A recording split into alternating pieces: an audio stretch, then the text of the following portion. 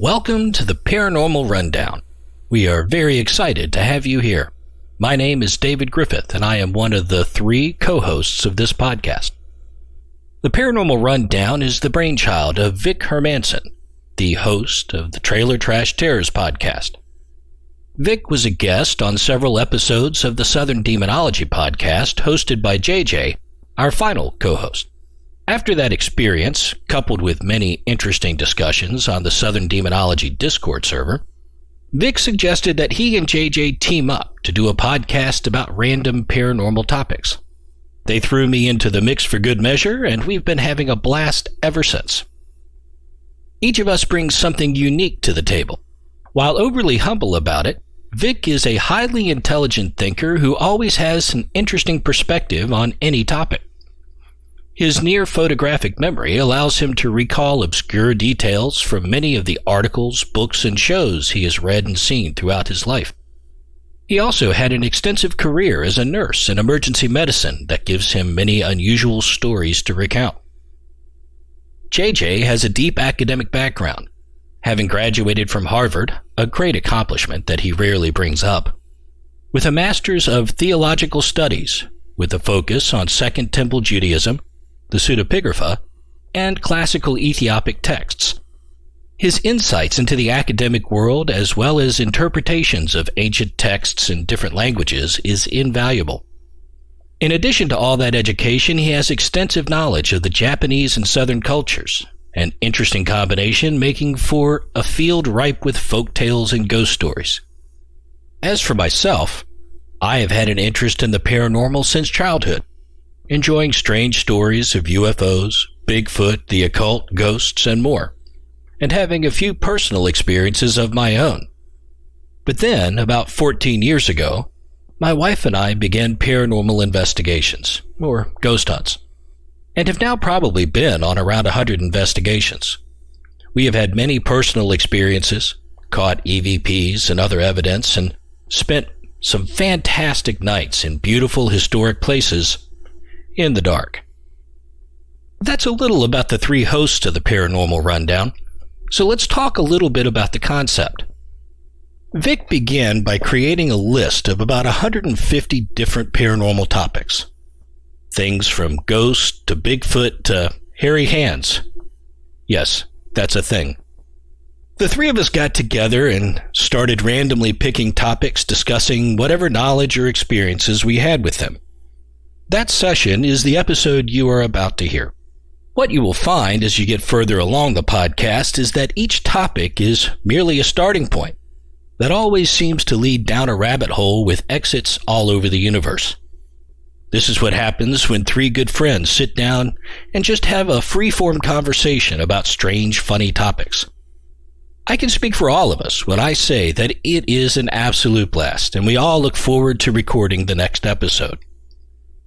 Because this was a joint effort between 2 established podcasters, Vic and JJ decided to publish the episode on each of their channels. They each created a short intro, but the central content was the same. This specific recording was the one published on Trailer Trash Terrors. The next episode will be one that was published on Southern Demonology. However, in both cases, the core content is the same, so you're not missing anything significant that was published on the other channel. So now, it's time to get one last refill of coffee, water, or whatever your preference. Pop some popcorn, or grab a bag of Doritos, and sit back and enjoy the show. You know, if you're going to do a podcast and put your heart and soul into it, sometimes you have to be silly. Sometimes you have to play the fool. And just let things run. Here goes. Hey, did you boys hear about that rundown? Ooh la la, we must get to the rundown. Ooh, I heard there was going to be a rundown. Aye, laddie, rundown is coming. Well, you know what they say, it's time to get to that rundown. Oh, thank you very much. You can't miss the rundown. It wouldn't be prudent or politically acceptable. It's rundown time. Listen up, boo-boo. It's time for the rundown. And some picnic baskets. 4:07 seconds ago, it was time to get to the rundown. Mama always said the rundown was like a box of chocolates. I don't know why she said that, but let's get to the rundown. Not getting to the rundown makes me very angry. Very angry indeed. We have nothing to fear except missing the rundown. So, let's get to the rundown.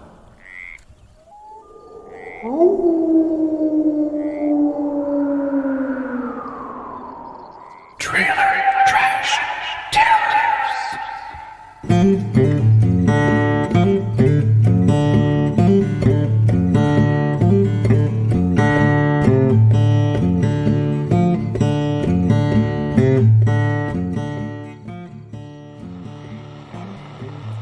Greetings, temporal humans. This is Boudreaux, the mildly apprehensive cybernetic ghost from the future. My apprehension results from the full awareness that the following joint episode has the clear potential to generate the equivalent of a black hole of southern nerdiness. A serious singularity of southern supernatural speculation. Aren't you amazed at my cybernetic alliteration skills? Keep in mind, Vic Hermanson has arranged this joint episode, even with his almost complete lack of complex social skills. Count me cyber amazed, times 10 to the 23rd power. Welcome to both Season 2, Episode 18, of the Trailer Trash Terrors podcast, hosted by Vic Hermanson, and Episode 72 of the Southern Demonology podcast, hosted by the surname-challenged podcaster, and renowned academic, JJ. This episode is titled simply, The Paranormal Rundown. Boudreaux, it seems, occasionally needs a hand with emulating human emotion. So, ladies and gentlemen, and all other possible entities, get ready for the amazing, the astounding, the utterly unique 2022 Paranormal Rundown.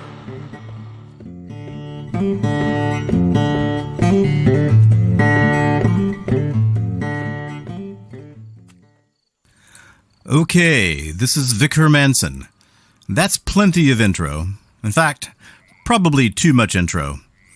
Let's get to the rundown.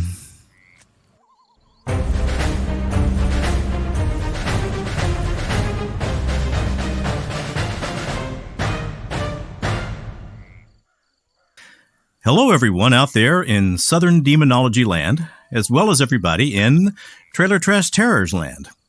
If you're from Southern Demonology and you've never heard me, my name is Vic Hermanson. I'm not a paranormal investigator. I'm not someone who has any real qualifications at all in the paranormal world, except having read more than you can imagine. JJ is a good friend of mine. We have decided to join forces this week and create a podcast that we can each use for our own podcast stream. We may adjust them a little bit, but most of the content will be the same. And I think you're going to enjoy it. We'll make it as entertaining as we can. I've already introduced myself. I'm Vic Hermanson. I'm maybe here with my pal Boudreaux. If you've never met Boudreaux, he's kind of funny. You know JJ. JJ is the founder of the Southern Demonology podcast. He is a scholar in Hebraic languages and quite a few other things. And we are joined by David Griffith, who is an actual paranormal investigator. So he's the only one among us who actually has direct experience in the paranormal world. But I don't think that matters, because tonight we are doing what we call the Paranormal Rundown.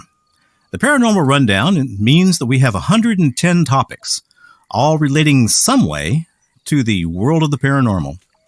We're just going to choose one at random, and we're going to talk about it. We may argue about it. Some of us may say, I don't know a darn thing about that, and I have nothing to say. But we're going to have some fun, and we hope that fun translates to an entertaining show. I apologize about the few little skips in my speech, but I think I'm just going to leave them alone because it's that kind of show. The first topic in the Paranormal Rundown is crop circles. I will say that I have seen more than a few documentaries on them, but one of my favorite things is there was an episode of QI. Who has ever seen QI? Not I. I don't think I have. What is it? I just happened across it. It is a British. It's not a game show. It's more of a talk show, but it was originally hosted by Stephen Fry, and they would bring on 4 comedians, one of whom was a permanent fixture, and then they would ask them random trivia questions, and if they said the wrong answer, then a loud klaxon would go off.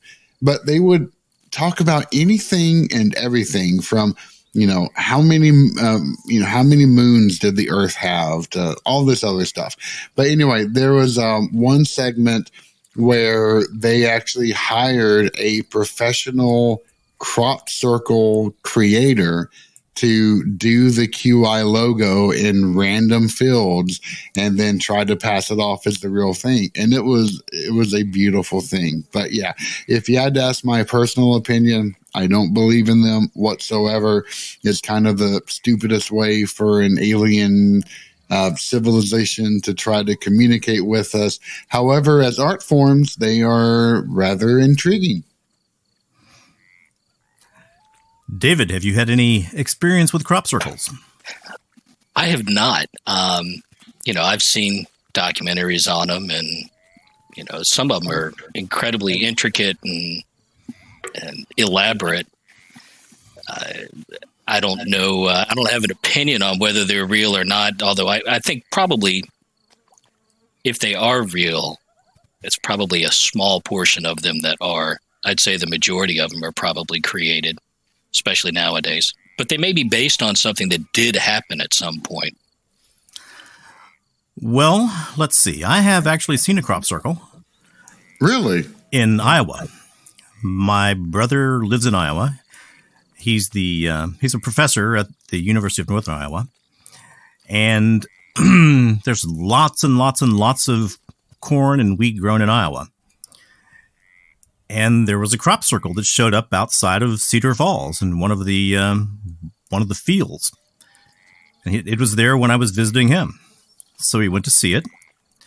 And it was pretty darn intricate.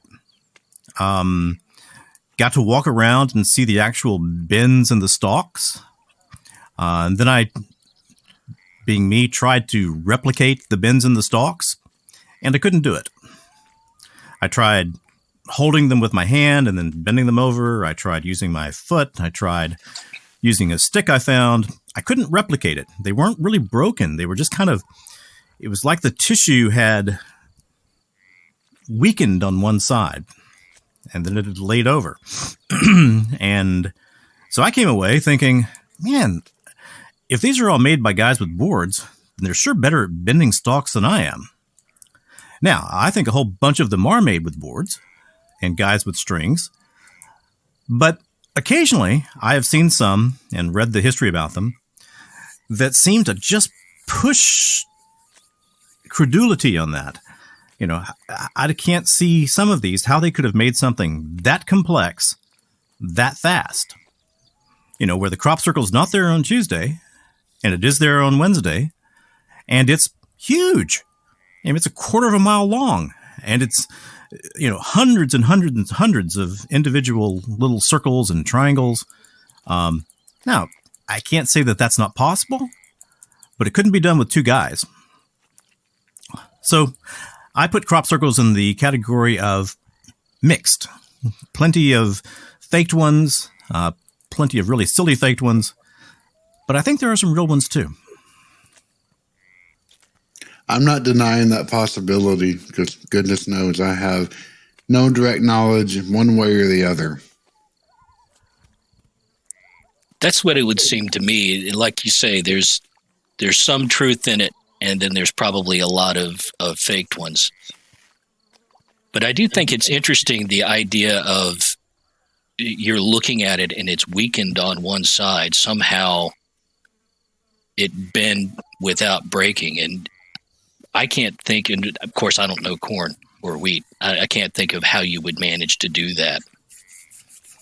Well, I mean, I'm not a botanist. I don't know how you would do that. But if I see something and I can't replicate it, then at least that means to me that whoever did this knows something that I don't know. Right. All right. Let's move on from number 19, which was crop circles. And of course, this is like a game show. If there's something that if a topic comes up and it just offends you, say, don't want to talk about that one, and we'll move on.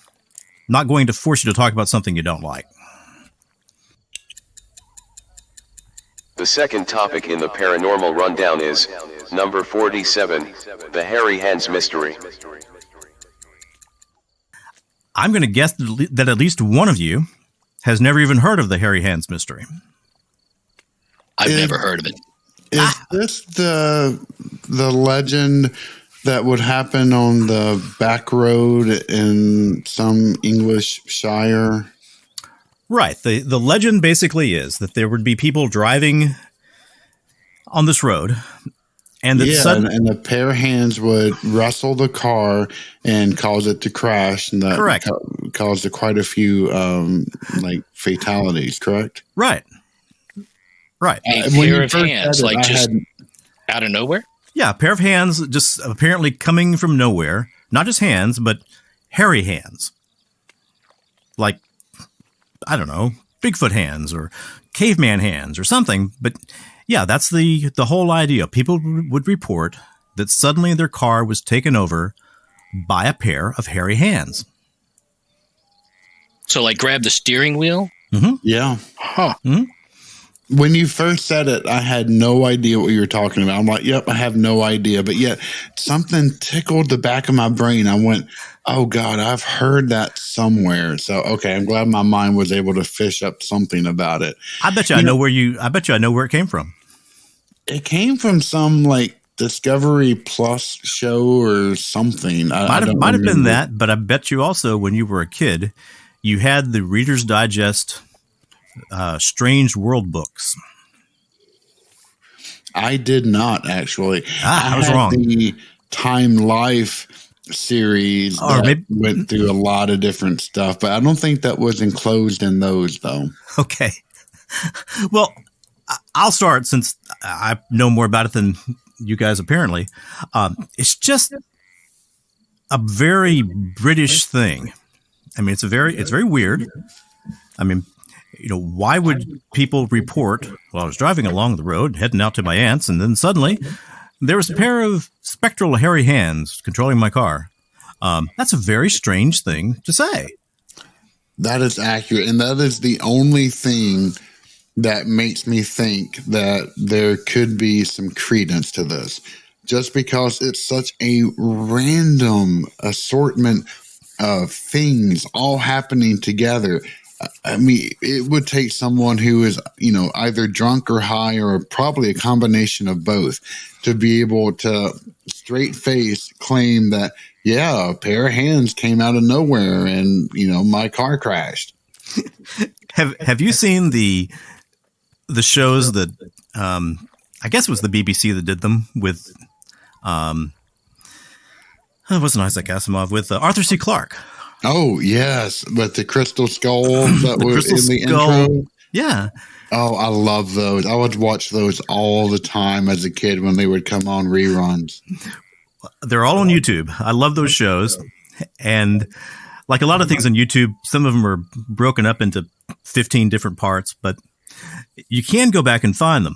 My favorite part of those shows was they would head out to the British countryside and they would find this farmer or this lady who was washing her clothes or something. And they would introduce her, today we're talking to Mr. Johnson Smythe of, and it would be one of the strange British towns, like, something on something, Palomarth on Benedict. Oh, yeah. They have all these strange towns. And then he would get up and just give you an absolutely earnest statement. Yes, I was driving along, and suddenly there were hairy hands. So, once again, it's one of those things that seemed to me like you would have to be a pretty creative author to even come up with that. Accurate. So, but none of us have any real knowledge there. So is there like a case where it was documented, like the first case of this, or some origin story? Well, I'm sure there is. I don't know it. Same here. What I'm going to do is I'm going to write down these questions. You know, where did the hairy hands start? And one of my absolute favorite ways of researching this stuff is newspapers.com, because you can go back and find newspaper articles to the 1700s. And believe me, if it was reported in England at all, it's in somebody's newspaper. I will have to say this. Victor has opened my eyes to the site, because he has sent me through email. He has posted this in our Discord server, to which we all belong. And some of the most fascinating articles. They have been amazing to be able to read. And the fact that you have shared that just tickles my heart to death. Well, I'm glad. Being somebody in the mega nerd category, you're always a little hesitant.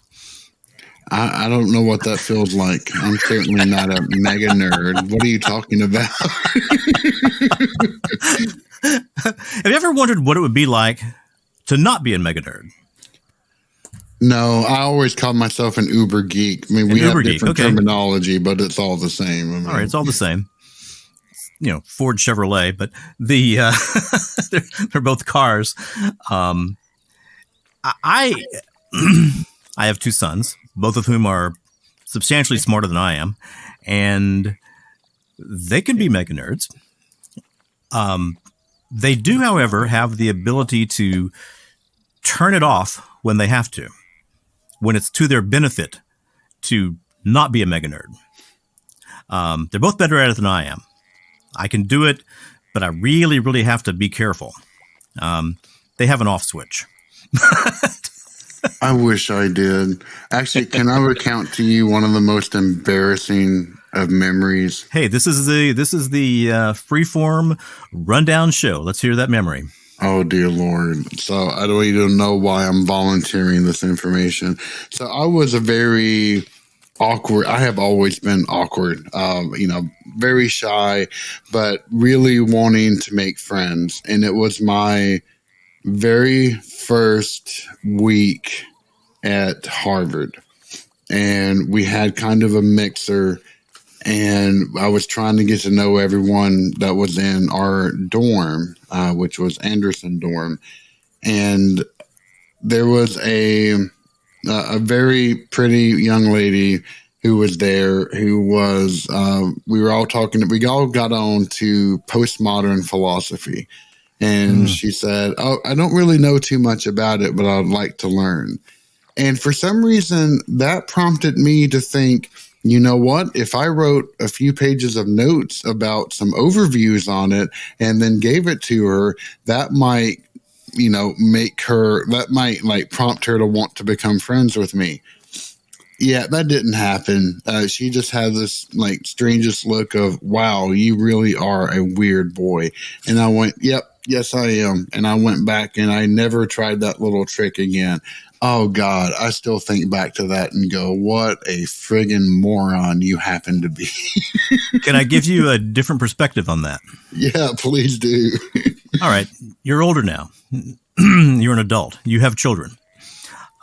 You know more about the world, and you know those things that are important. Think about how utterly innocent that act was. Okay, and I'll use that word innocent, because innocence to me is a very critically important thing.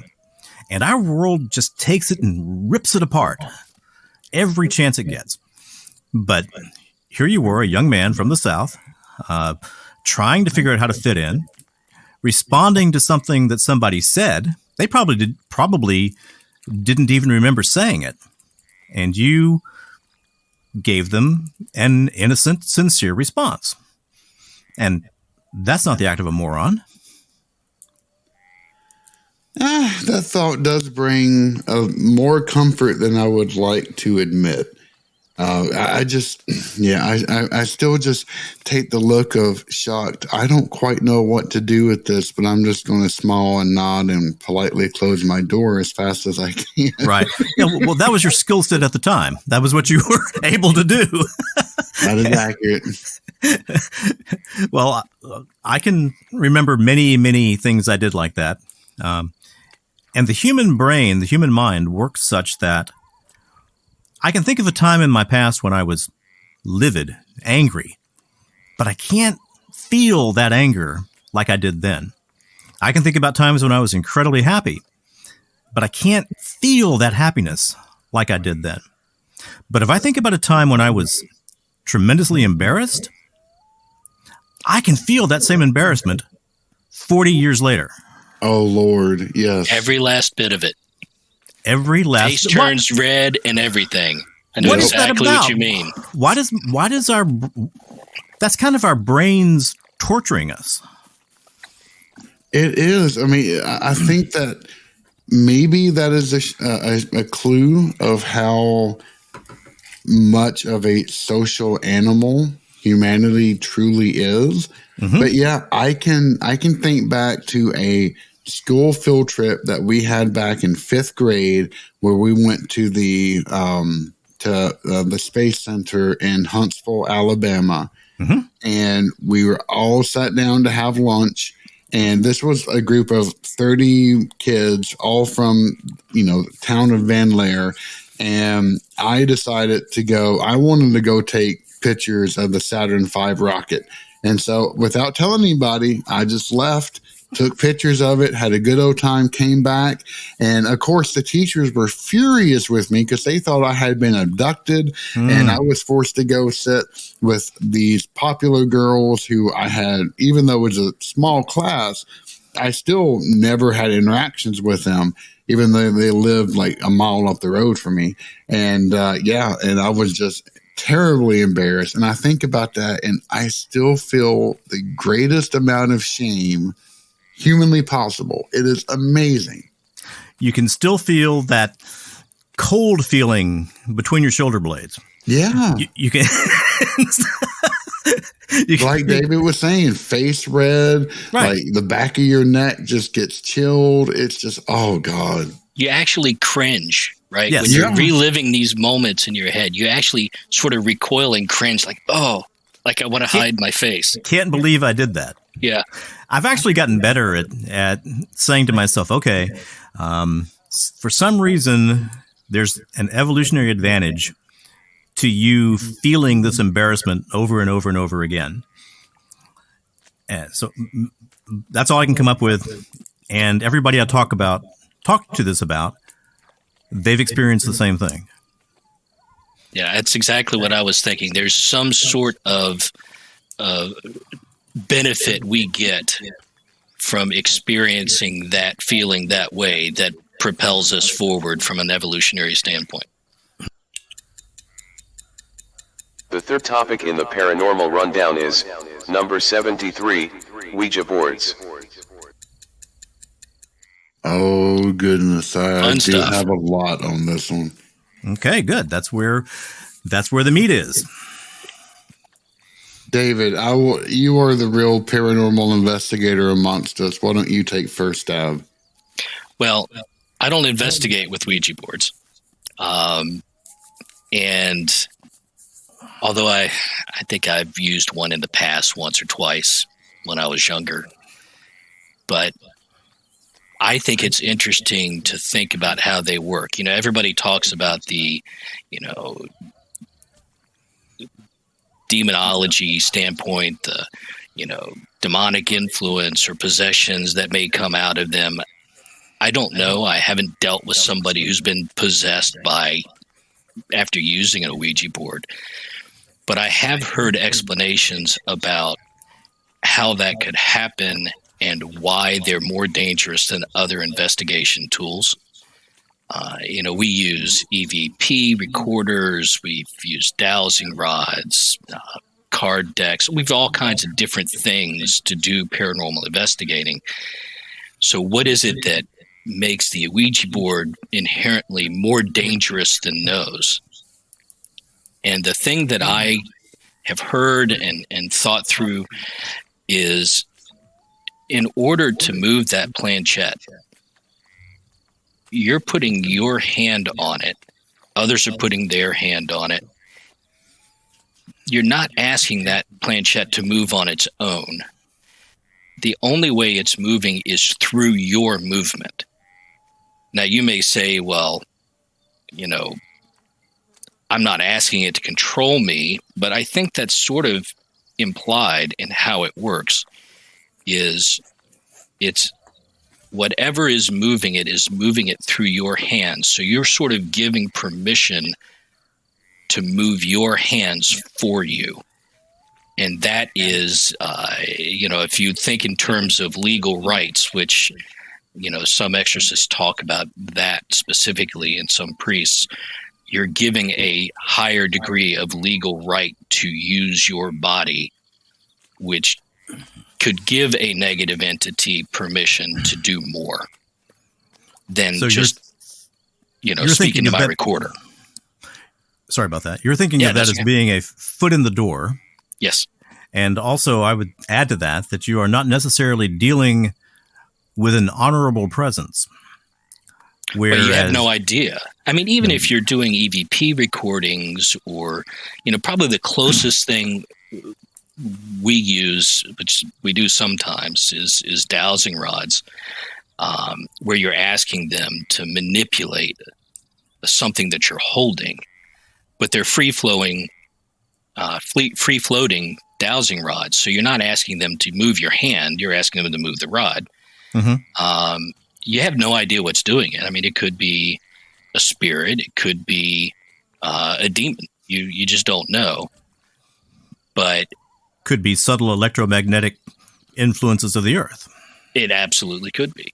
And with dowsing rods, it's real sketchy sometimes because they're so easy to manipulate subconsciously just by little hand movements.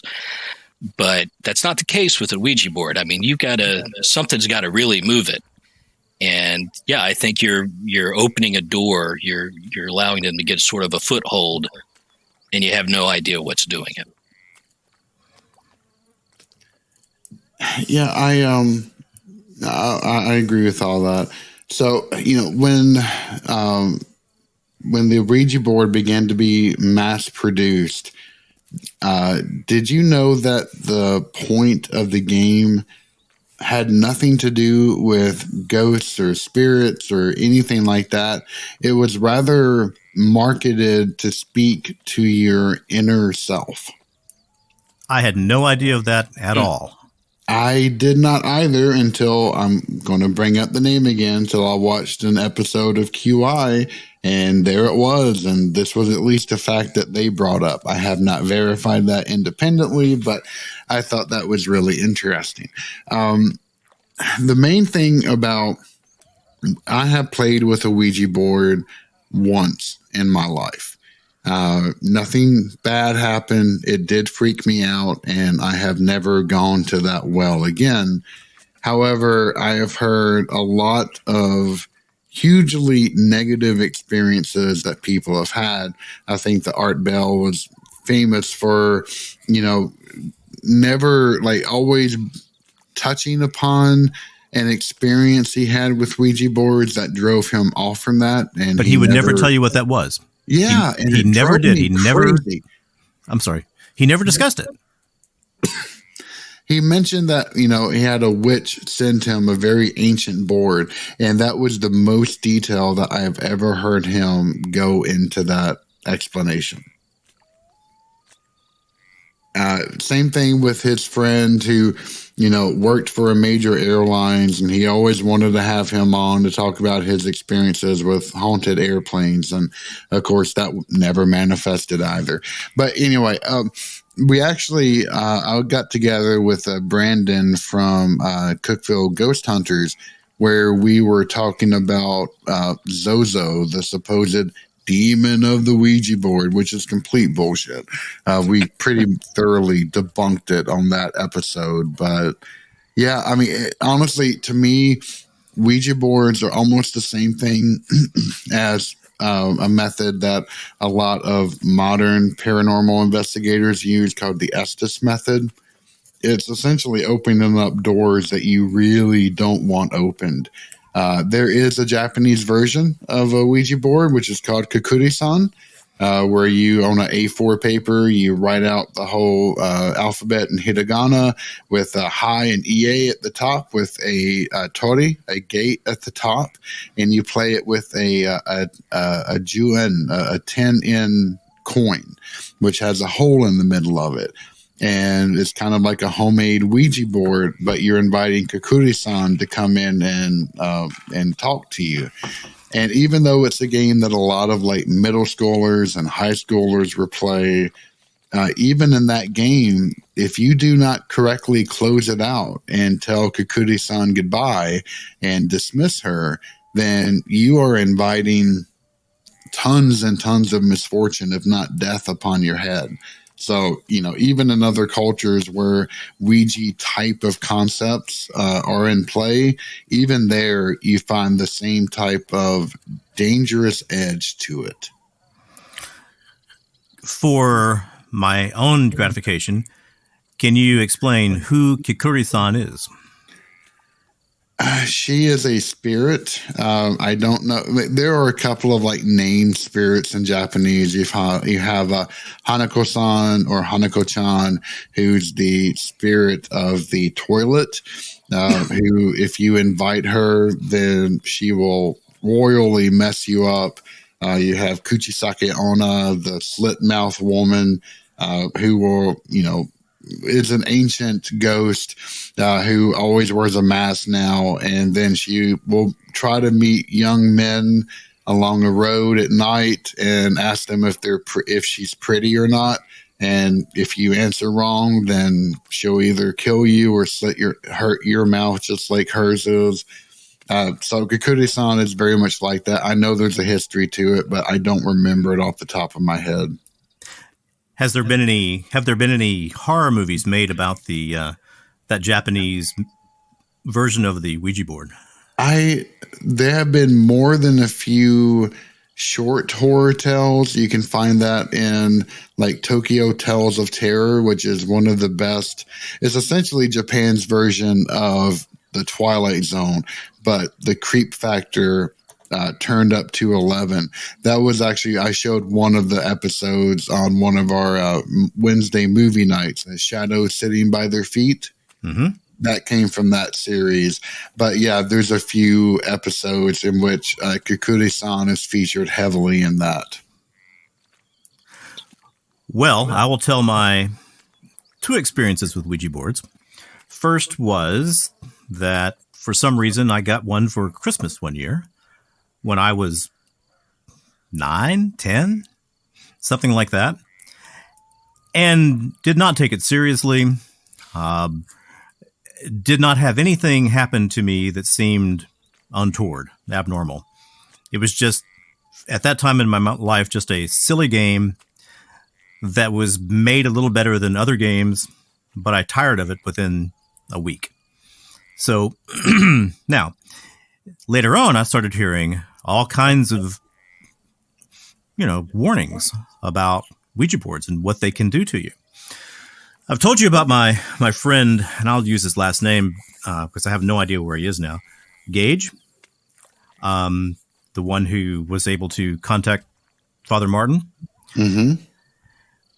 Well, he and I went to a pretty big Mensa party. Houston had a gifted children part of Mensa, and there was a local academician who ran that part of Mensa. And so we go to this party, and there are these two kids there that are playing with a Ouija board. I estimate that they were 10, no more than 11 or so. And they were just giggling, because they were getting results from this board. When we walked into the party, suddenly that changed. And the board over and over, according to these kids, started saying, disgusting person, disgusting person, disgusting person. And at this point, they're getting a little concerned. And so they say, who? And the board says something along the lines of tall, fat, loud, tall, fat, loud, tall, fat, loud, which perfectly described Gage. He's still the most intelligent person I've ever met, and absolutely, once he got going on a topic, would not shut up. So this spirit, I don't remember there being any name to the spirit, was apparently unhappy that Gage had come to the party. And so they took the time to start interrogating the spirit, trying to get information.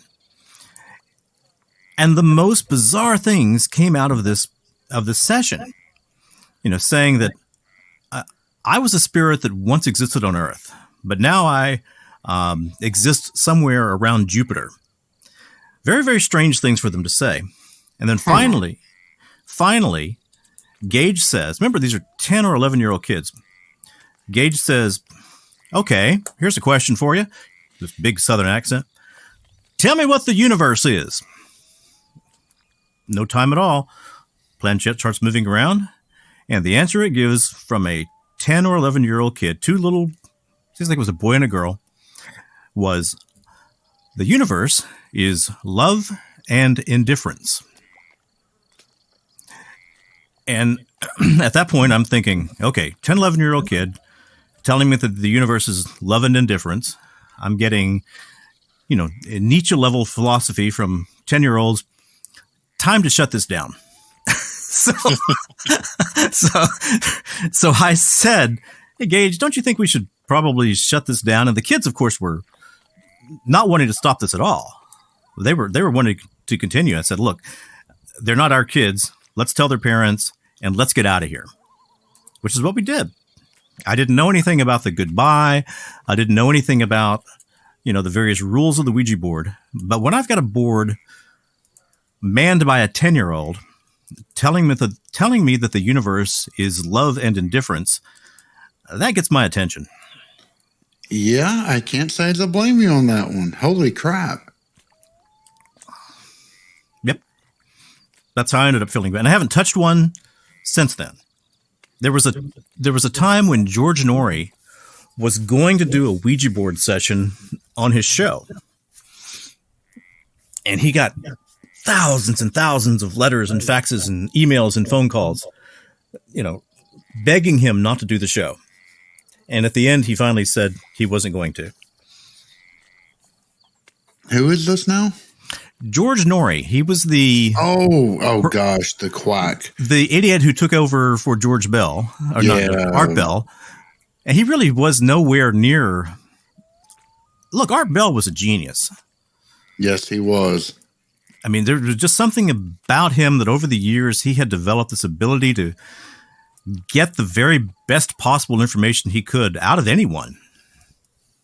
And you can tell in his voice that he's fully aware he's talking to someone who's just straight up lying or is a total crackpot. But he played it straight always.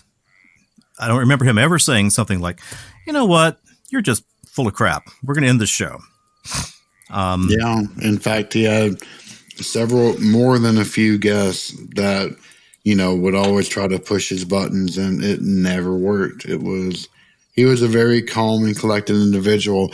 Now, I never had the chance to listen to Art Bell when I was growing up or when I was in college. Wasn't even aware that it was a thing, but I have been rapidly catching up with most of the shows that I can find on YouTube now, and been listening to them for a couple of years, and they're fascinating.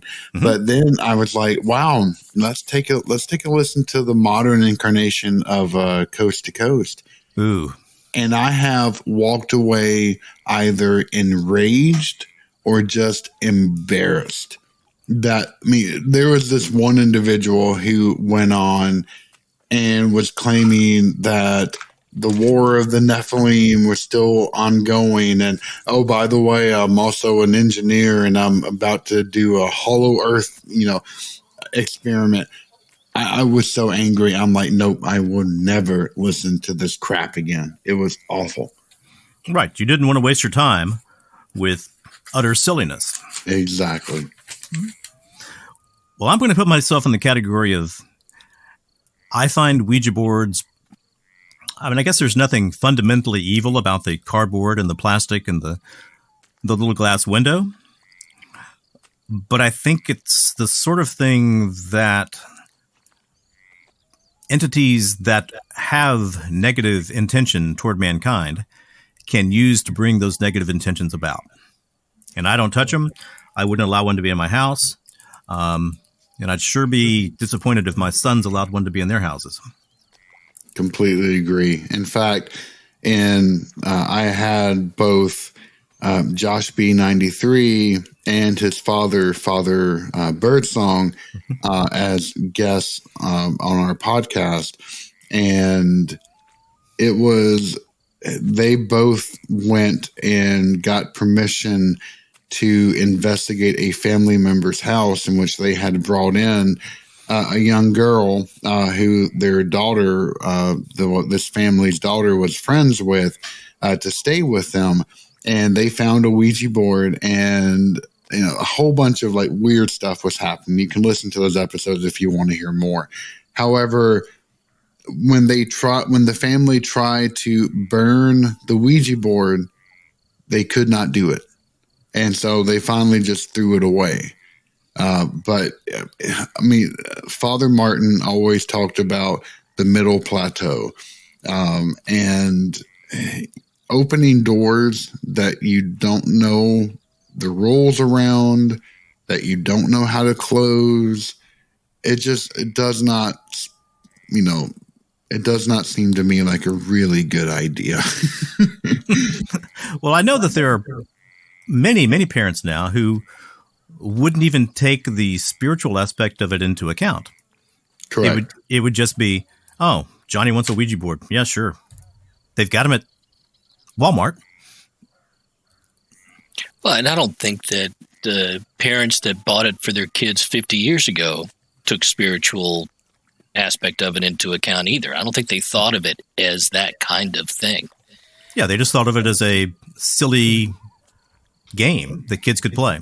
Yeah, that's really a post-exorcist perspective on it, I think, that it became this super dangerous tool. True. At the same time, I don't think you can dispute that there have been people that have had problems from them, and I wouldn't have one. I think it is a risky proposition to play around with. Well, I think we're all agreed on the fact that we're not going to be doing any Ouija board sessions Accurate. on either Southern Demonology or Trailer Trash Terrors or anywhere that David is. I'm going to have a question before we go further. Yes. JJ, you mentioned the Estes method being as risky or something along those lines as a Ouija board. Can you explain why?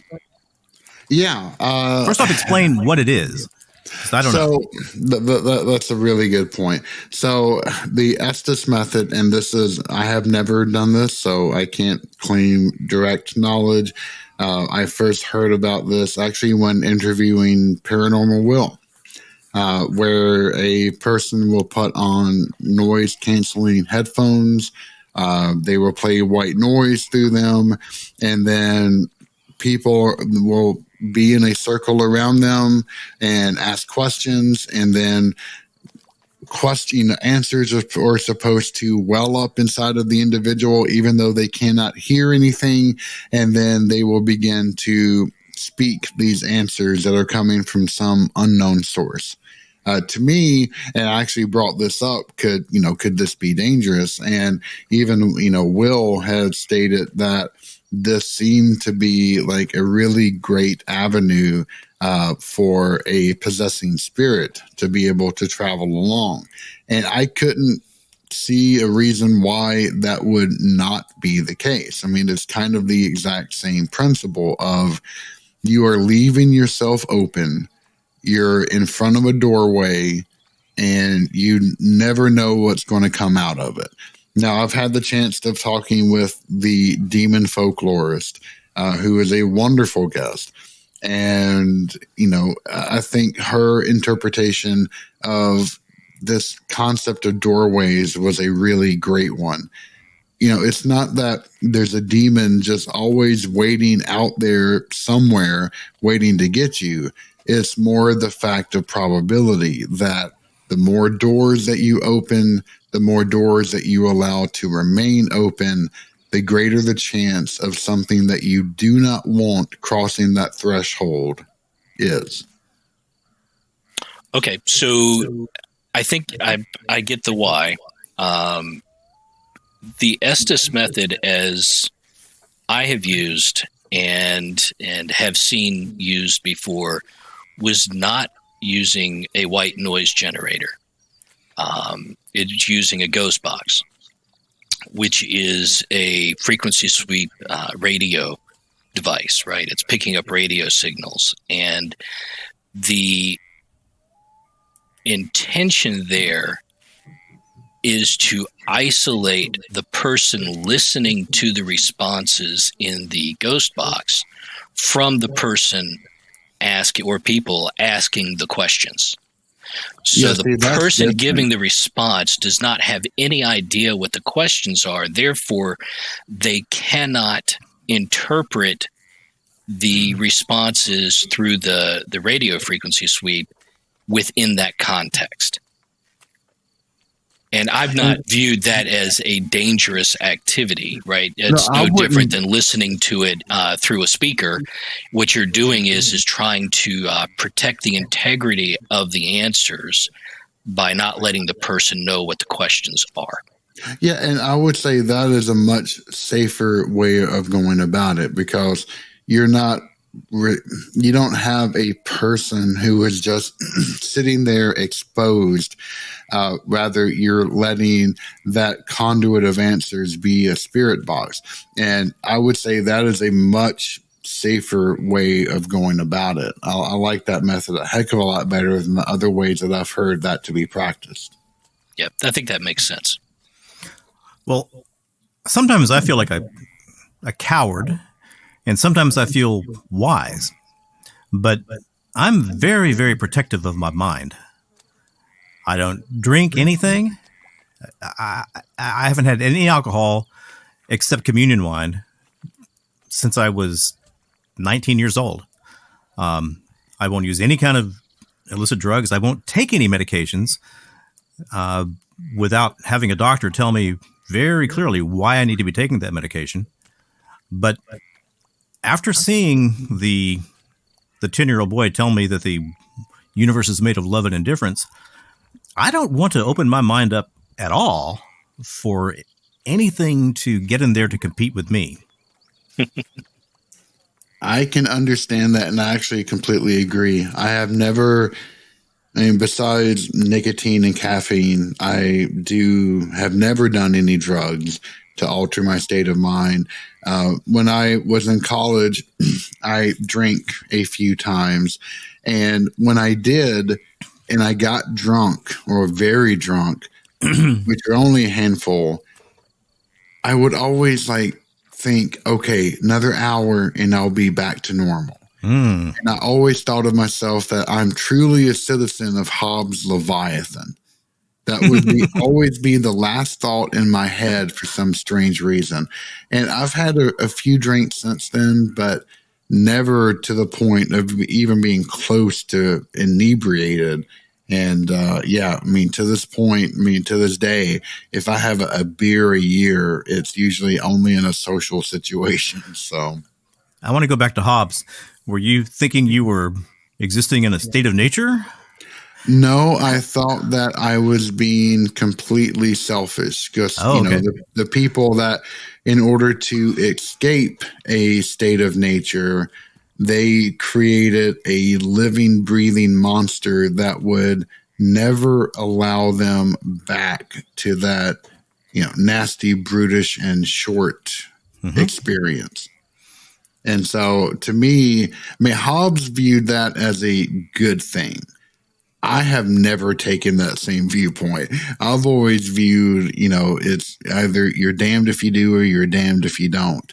And to me, to be, to create such a living anathema that controlled your lives completely was not just an act of desperation, but it was an act of pure selfishness. And for some reason, I equated me being in that state to being one of just absolute selfishness. So, the fourth topic in the Paranormal Rundown is number 77, Hollow Earth. I think I just made my feelings abundantly clear on it in our conversation with Coast to Coast AM. I think it's utter bullshit. Yes, I'm going to go with utter BS too.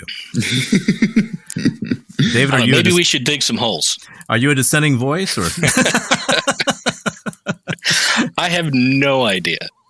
I do think that there are some interesting cave stories, but I don't know about a Hollow Earth story. So, well, there, you can do the equivalent of a CAT scan on the Earth using seismic methods, and it ain't hollow. there are some incredibly extensive cave systems. Absolutely. And some of the, I watch the SciShow YouTube channel because they always have some really quirky kind of information that comes out. But yeah, I mean, there are some amazing caves. Like there was one that was found in, I think it was Mexico, and turned to find out that they were hoping to use this for a power generator, I believe. But once they got down there, they realized it was, like 150 degrees in temperature. And it's because they're of these amazing crystals that are growing. And they're massive. I've seen them. The huge amethyst crystals that are 12 feet tall. Gigantic. Yeah, yes. Crazy. And they were trying to actually remove them and drain the water that was down there. And they'd have to wear, hazmat materials because you can't be down there for that long. And they had to be completely sealed because of it would actually draw the moisture out of your lungs and you would suffocate while in the air. It was just crazy stuff until they realized, nope, we can't do any of this. And they just shut the whole thing down. It just gets to be a place that grows beautiful crystals. Exactly. Now, have you guys seen the series called Hellier? Hellier. Oh, that sounds really familiar, but yeah. No. So it's on Amazon. Greg and Dana Newkirk and a handful of other guys. Actually, one of the guys who I believe created the Estes method from the Stanley Hotel. But they have, it's a great, first of all, it's a fantastic series. There's two seasons of it. It's really well done. It's well filmed, and it's sort of like a perfect for paranormal researchers and stuff we really get into. But caves come up in that a lot, and they talk about the cave systems in Kentucky and how extensive and massive they are, and all the stories around the things coming in and out of these caves. It's very, very interesting. What did they say comes in and out of the caves? Well, the premise of the show is that they've got this. He had a paranormal investigation team when he was younger, and years after they stopped doing it, he gets this email from a guy that wants him to come investigate these goblins that come out of this cave and in this guy's backyard. And there's a whole lot to the story and some interesting things, but stuff that involves these caves are, possibly extraterrestrial. Wow. possibly aliens. They talk about a Kentucky Goblin case that was back in, I can't remember, the 50s or something. That's the that was really McMinnville similar. Goblin case. What's that? McMinnville. Yeah, that sounds right. Actually, Vic Hermanson has put forth a totally erroneous location and time. McMinnville, Oregon was where some of the earliest UFO photographs were taken. Also known as the Trent photographs, this event occurred in 1950. The case put forth by David was the Kelly, Hopkinsville Goblin encounter, and it occurred between Kelly and Hopkinsville, Kentucky, in 1955. Please forgive Vic Hermanson his lack of proper preparation. We will undertake remedial episode preparation lessons. Mm-hmm. So, some similarities between what that case and what they were talking about. But yeah, there's all this, all this activity that is supposed to be in these caves. And it's an interesting show. It's definitely worth a watch. It's one of the shows, more paranormal shows that I've enjoyed most over the past, 5-6 years was watching that. I'd like to use that as a jumping off point for a conceptual set of thoughts that I have, if you guys don't mind. Go for it. Sure. Okay. It has to do with the way that academia and the mainstream media deals with average citizens. So, you've got the McMinnville case. Kelly Hopkinsville case. Where these people who have lived in rural Kentucky for a long time, they've been their entire lives. They've been hunters, they've been fishers, they know the animals, they've been fishermen. They know that area. They know the fauna that's there. And they're not idiots. They're people who are fully capable of carrying on a very complex conversation, and they know the world. But it doesn't take very long at all for the investigators, for the mainstream media, for academia to say, well, these are a bunch of, and essentially what they're saying is, these are a bunch of ignorant yokels who are seeing either barred owls or sand cranes. And they went nuts when they saw these barred owls and sand cranes and behaved in a way that they've never behaved any other time in their life. And thus, they totally dismiss what these very intelligent people have to say. Now, they're going to say, well, how can you say they're intelligent? Because I've talked to them. So I've told you, I was in Mensa in Houston. This means nothing, but I, qualify for 999, kind of push Sigma 4. And what I found over time was, yeah, these guys are brilliant when it comes to standardized tests.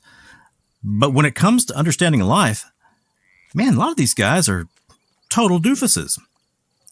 And then I would go out west of Houston. And I made some friends with a number of the rice farmers out there, yokels. And I found that they were extremely good at understanding the complexities of life, of how people live, of how people interact. And they weren't stupid at all. So it really irritates me when I see people, insult this family in Kentucky, this McMinnville family. Again, this event involved several families who resided in the Kelly Hopkinsville area.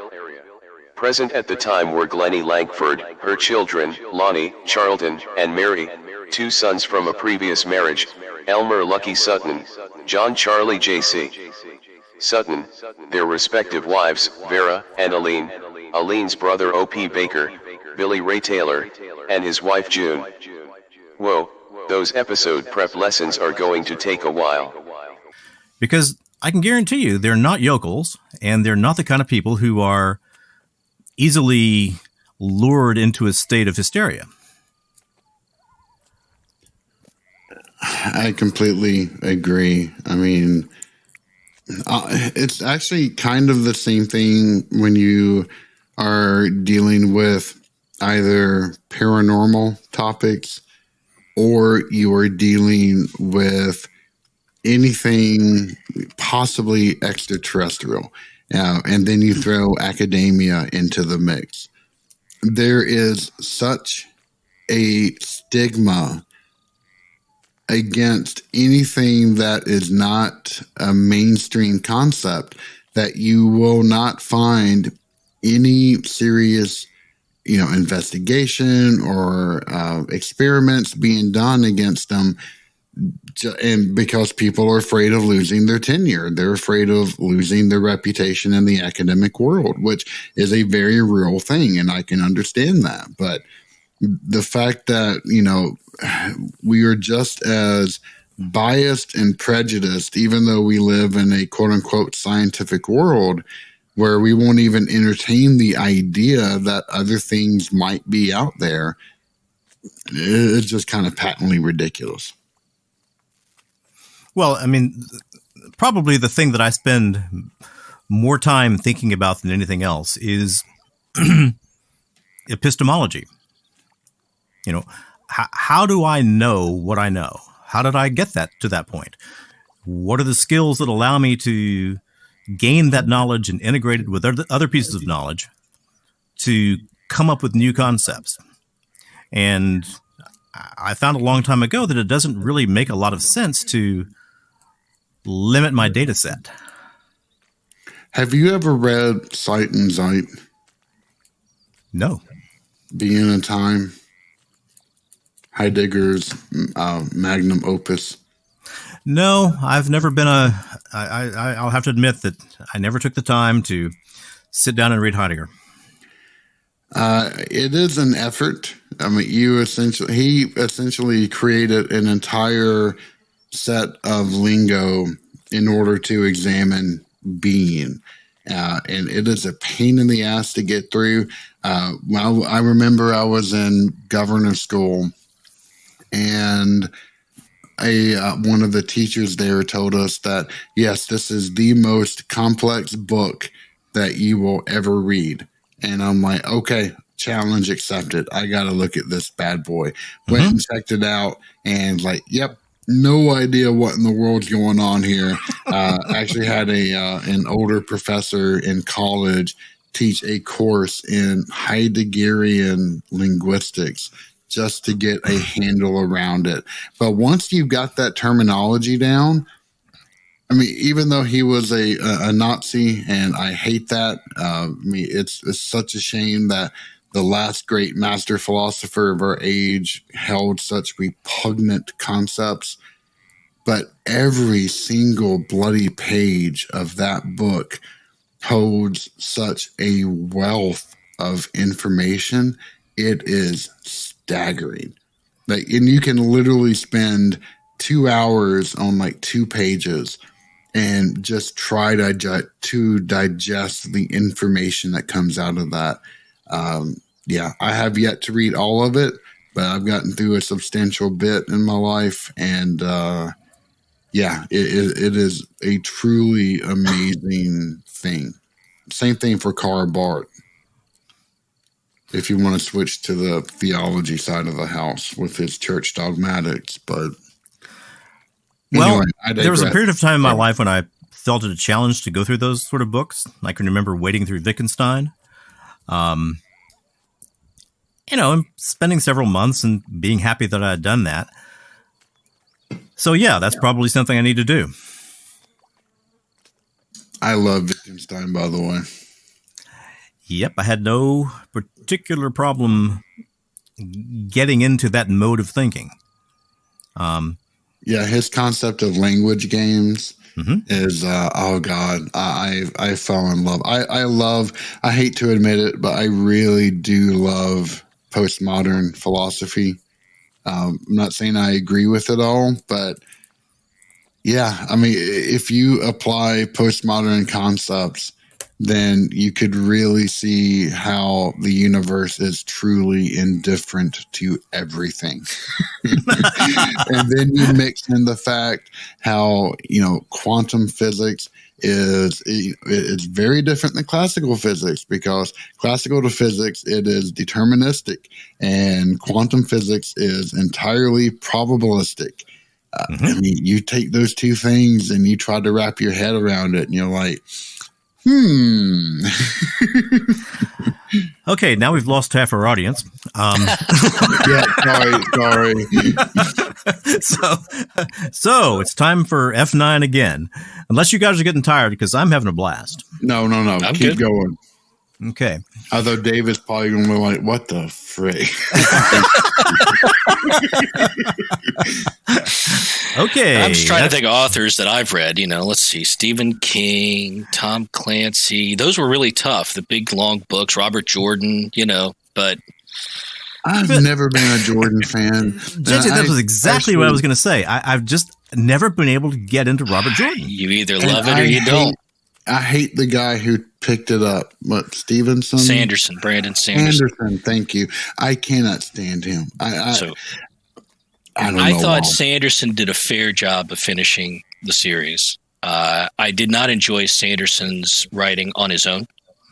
I tried to read one of his books. I forget which one, but I didn't enjoy it as much. But Robert Jordan put so much detail into his stories that it turned some people off. It's like, well, I could have written that book that was 1,000 pages long and probably about 400 pages. But I enjoy the detail because it just helps flush out the universe in your mind. You like diving down into that complex world. Absolutely. And, I read all, 15 books, and I've read them multiple times. And I really enjoy the story, the characters, the concept of how magic works in that universe, and even the way it ends. It was very good, but not everybody likes all the detail that's in those books. Well, all right. Let me ask you about two other series of books. First off, a book that was written by one author, and then the series was completed by another author, his son. That's the Dune series. Mm-hmm. Okay, so the last Dune book by Herbert was what? Chapter House Dune? Yeah, I think maybe. Yeah, it doesn't really matter. But that was what, book number 6 or 7? Yeah, I think I may have started Chapter House, and that may have been the point to where it didn't have the excitement of the first 3 or so books. The first 3 books just drew me in, and then after that, it just kind of I got lost in the story. It didn't grab me as much. Well, my favorite part of Dune was God Emperor of Dune. Mm-hmm. And most people who are big Dune fans really hate the books done by his son, Brian Herbert. And I don't. I like them. I think he did a pretty good job. Now, there's some silliness in there, but man, I can't think of any big sweeping fantasy sci-fi novel that doesn't have some silliness. Sure. JJ, have you ever read a Dune man? No, I am not. I've never. I did like the soundtrack that came out from the sci-fi series in which they had done. That soundtrack is amazing, but in terms of the books, I've never bothered to read them. I've been always much more of an epic fantasy kind of person. Okay. All right. So then what about the Atlas Shrugged with Magic and Dragons, which is Terry Goodkind? I've read the first probably 4 books of that series. Mm-hmm. And they were good. I forget why I stopped reading those. I may have been waiting for the next one to come out, and it took too long. I don't know. Well, I can tell you one thing about Goodkind. He was like this. I think there would be a book that was just amazing. You could tell that his heart and soul and his mind and was in there. And then the next book would be, well, I had a book due August 7th. It was a contract. I had to get that paycheck. There was a contract I had to fulfill. And I found that extremely frustrating. Yeah, I read the Shannara series way back in the day. Uh-huh. They were fine. I detest anything Ayn Rand. mean, the fact that her stolen philosophy is just absolute bullshit to begin with. But yeah, no, I was always more of a Piers Anthony person. Okay. Yeah. I've read everything, especially Xanth. I think that's where my love of puns came from. Everything he wrote was just, well, it was either like sexually deviant or it was amazing. And there was never like a middle ground for him. What about Heinlein? I read one of his books, which was the cat who goes through whatever the That was like the worst of his books. Yes, you didn't choose a good one. No, I like the idea of grokking, which Grokking is a wonderful idea. Yep. But everything else was just sheer idiocy. I'm like, nope, don't like this at all. Well, I started Heinlein with, I guess what probably most people do, Stranger in a Strange Land. And then he was really good there for a few years. Had some really strange sexual ideas, but I could put up with that. But when he wrote The Number of the Beast, I remember so the concept is that the number of the beast is 666. Well, in his world, that means 6 to the 6th power to the 6th power, which is some incredibly massive number. And that's the number of accessible parallel universes. And of course, he had a machine that would let you jump between these universes, and all kinds of adventures could ensue. But man, he got weird. he was talking about, he spends a lot of that time talking about incest and how that's a good idea because you can concentrate genetic talent. So, oh dear Lord, I ended up throwing the book across the room. Well, there has been actually a video that has been popping up on TikTok all over the place of some random politician idiot saying that, oh yeah, there's nothing morally wrong with incest. And I'm like, nope, don't want to hear that whatsoever. Nope. That's I'm sorry. I'm just going to make a moral judgment. Incest is wrong. Accurate. And I come from a state in which marrying your first cousin is still perfectly legal and acceptable. And I'm still like, legal at 14. Yeah, I'm like, nope, don't want that. My favorite author of all time, still to this day, is L.E. Modesett Jr. All right, give me more. I don't know this author. The Magic of Recluse is probably his most famous series, but he's written everything from high fantasy to very in-depth science fiction. But the thing I love about all of his books, and he kind of suffers the same problem that other writers do, where it's essentially the same character in every single book, no matter how different they are. But okay, yeah. Mm-hmm. Oh my God, he goes into such minute details on the political philosophies, the realities of how nature is. It's just, the intricacies and how people have to be able to read between the lines and to be able to grasp all of this hidden knowledge that comes up. It's kind of amazing. And I love every single book about those. I gobble those up every single time. Well, okay. Once again, that's a new author I need to put on my list. Okay, I'm going to head toward the F9 again, guys. Go for it. Topic 5 in the Paranormal Rundown is teleportation. Teleportation, about which I have almost no meaningful knowledge or anything astounding to say.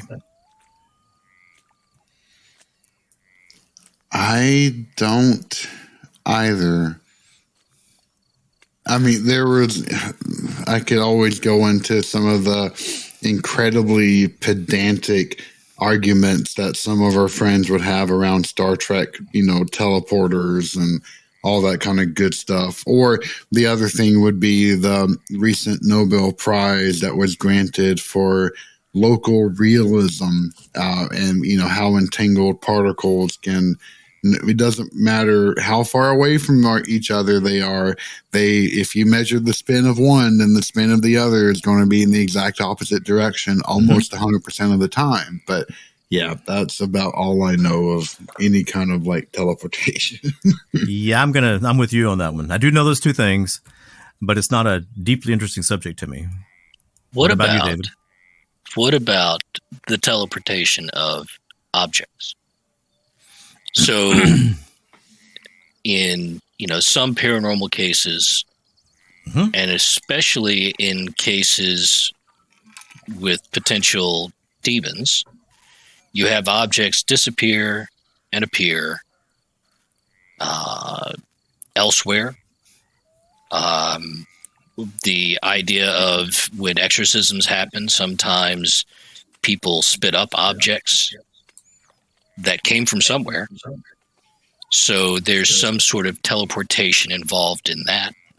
Please talk about that more. Well,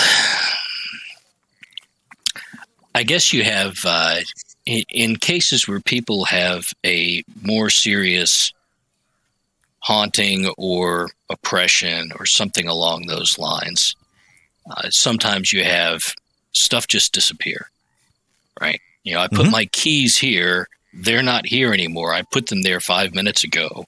I know I put them there. I don't know where they went. There's nobody else here. Oh, now they're on my dresser. That type of stuff does seem to happen. To be fair, in my case, I just have a terrible memory. So stuff can teleport around to me all the time, and I just wouldn't remember. Well, right. I mean, I'm the old cartoonish version of the absent-minded professor. Well, absolutely, That's me. Absolutely. I have the most fascinating case in point of that. So my dad was hugely into black magic, something that my mom did not agree with in any way, shape, or form. But anyway, they had just recently gotten married. They came in and they put the marriage certificate on top of what she's always described as a book of spells that he had. Overnight, that certificate was gone. It was never found again. And at that point, she banned anything even remotely similar from being in the house for the short time they were married. But yeah, she has told that story to me time and time again, and I do not doubt a single word of it. May I ask you some questions? Yeah. Where does one become a practitioner of black magic in Tennessee? Are we talking witch covens? Are we talking folk magic? What are we talking about here? I don't know the specifics. Now, he was not from Tennessee. Okay. He was actually from Washington State. Okay. But he was stationed at Fort Campbell, which is near Clarksville, Tennessee. Okay. So that's how she came to know him. And after they were married, she actually went back to Washington State.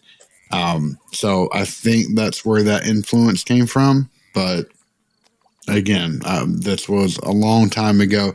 I've had maybe 15 conversations with my father before he passed away. Mm. So, well, I was thinking about the, and don't think less of me, but what I was thinking about was the movie Pumpkinhead. Have you seen the movie Pumpkinhead? Not in a very long time. Okay. I did not watch that one. Okay. It's the Pumpkinhead is a folk demon of vengeance. And there's a farmer, and his son is run over and killed by who else but drunk, rowdy teenagers.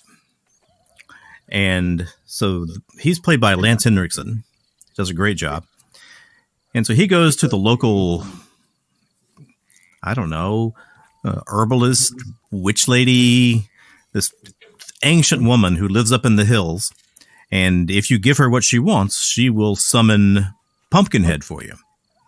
And of course, her cabin is just like you would see in any of these movies. It's full of, dead animals hanging around and a cauldron steaming and this kind of thing. But it does get across the whole idea of folk magic pretty well. And I just wondered if maybe that's where your father had come from. No, he did not. But that's a very valid question. Because I have known a lot of older generation people where I'm from who, it goes well beyond just, folk tales and remedies. It goes quite a bit further than that. And I have seen some things that I still cannot explain to this very day. Would you care to tell me about them?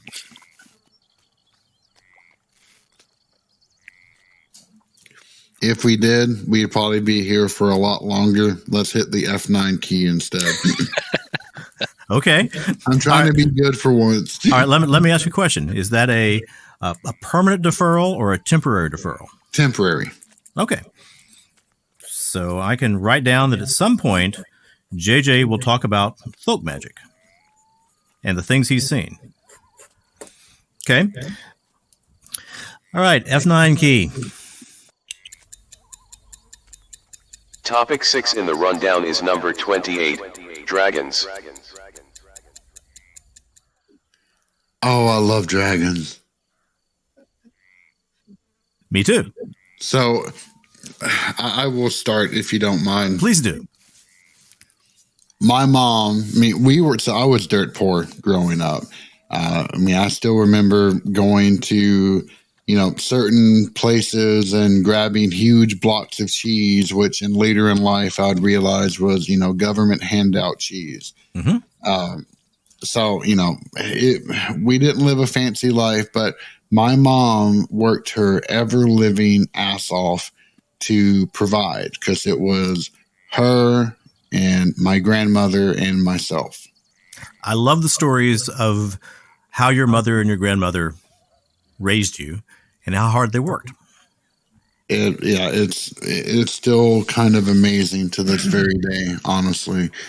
But my mom, if there was something that I really wanted, she would work overtime. She would bust her ass to do it. And I didn't really realize that, which is still one of the things that, fills me with more than a little bit of shame thinking about it today. However, there was a series of books that was produced by, again, Time Life. And it was all about dragons and mythological creatures.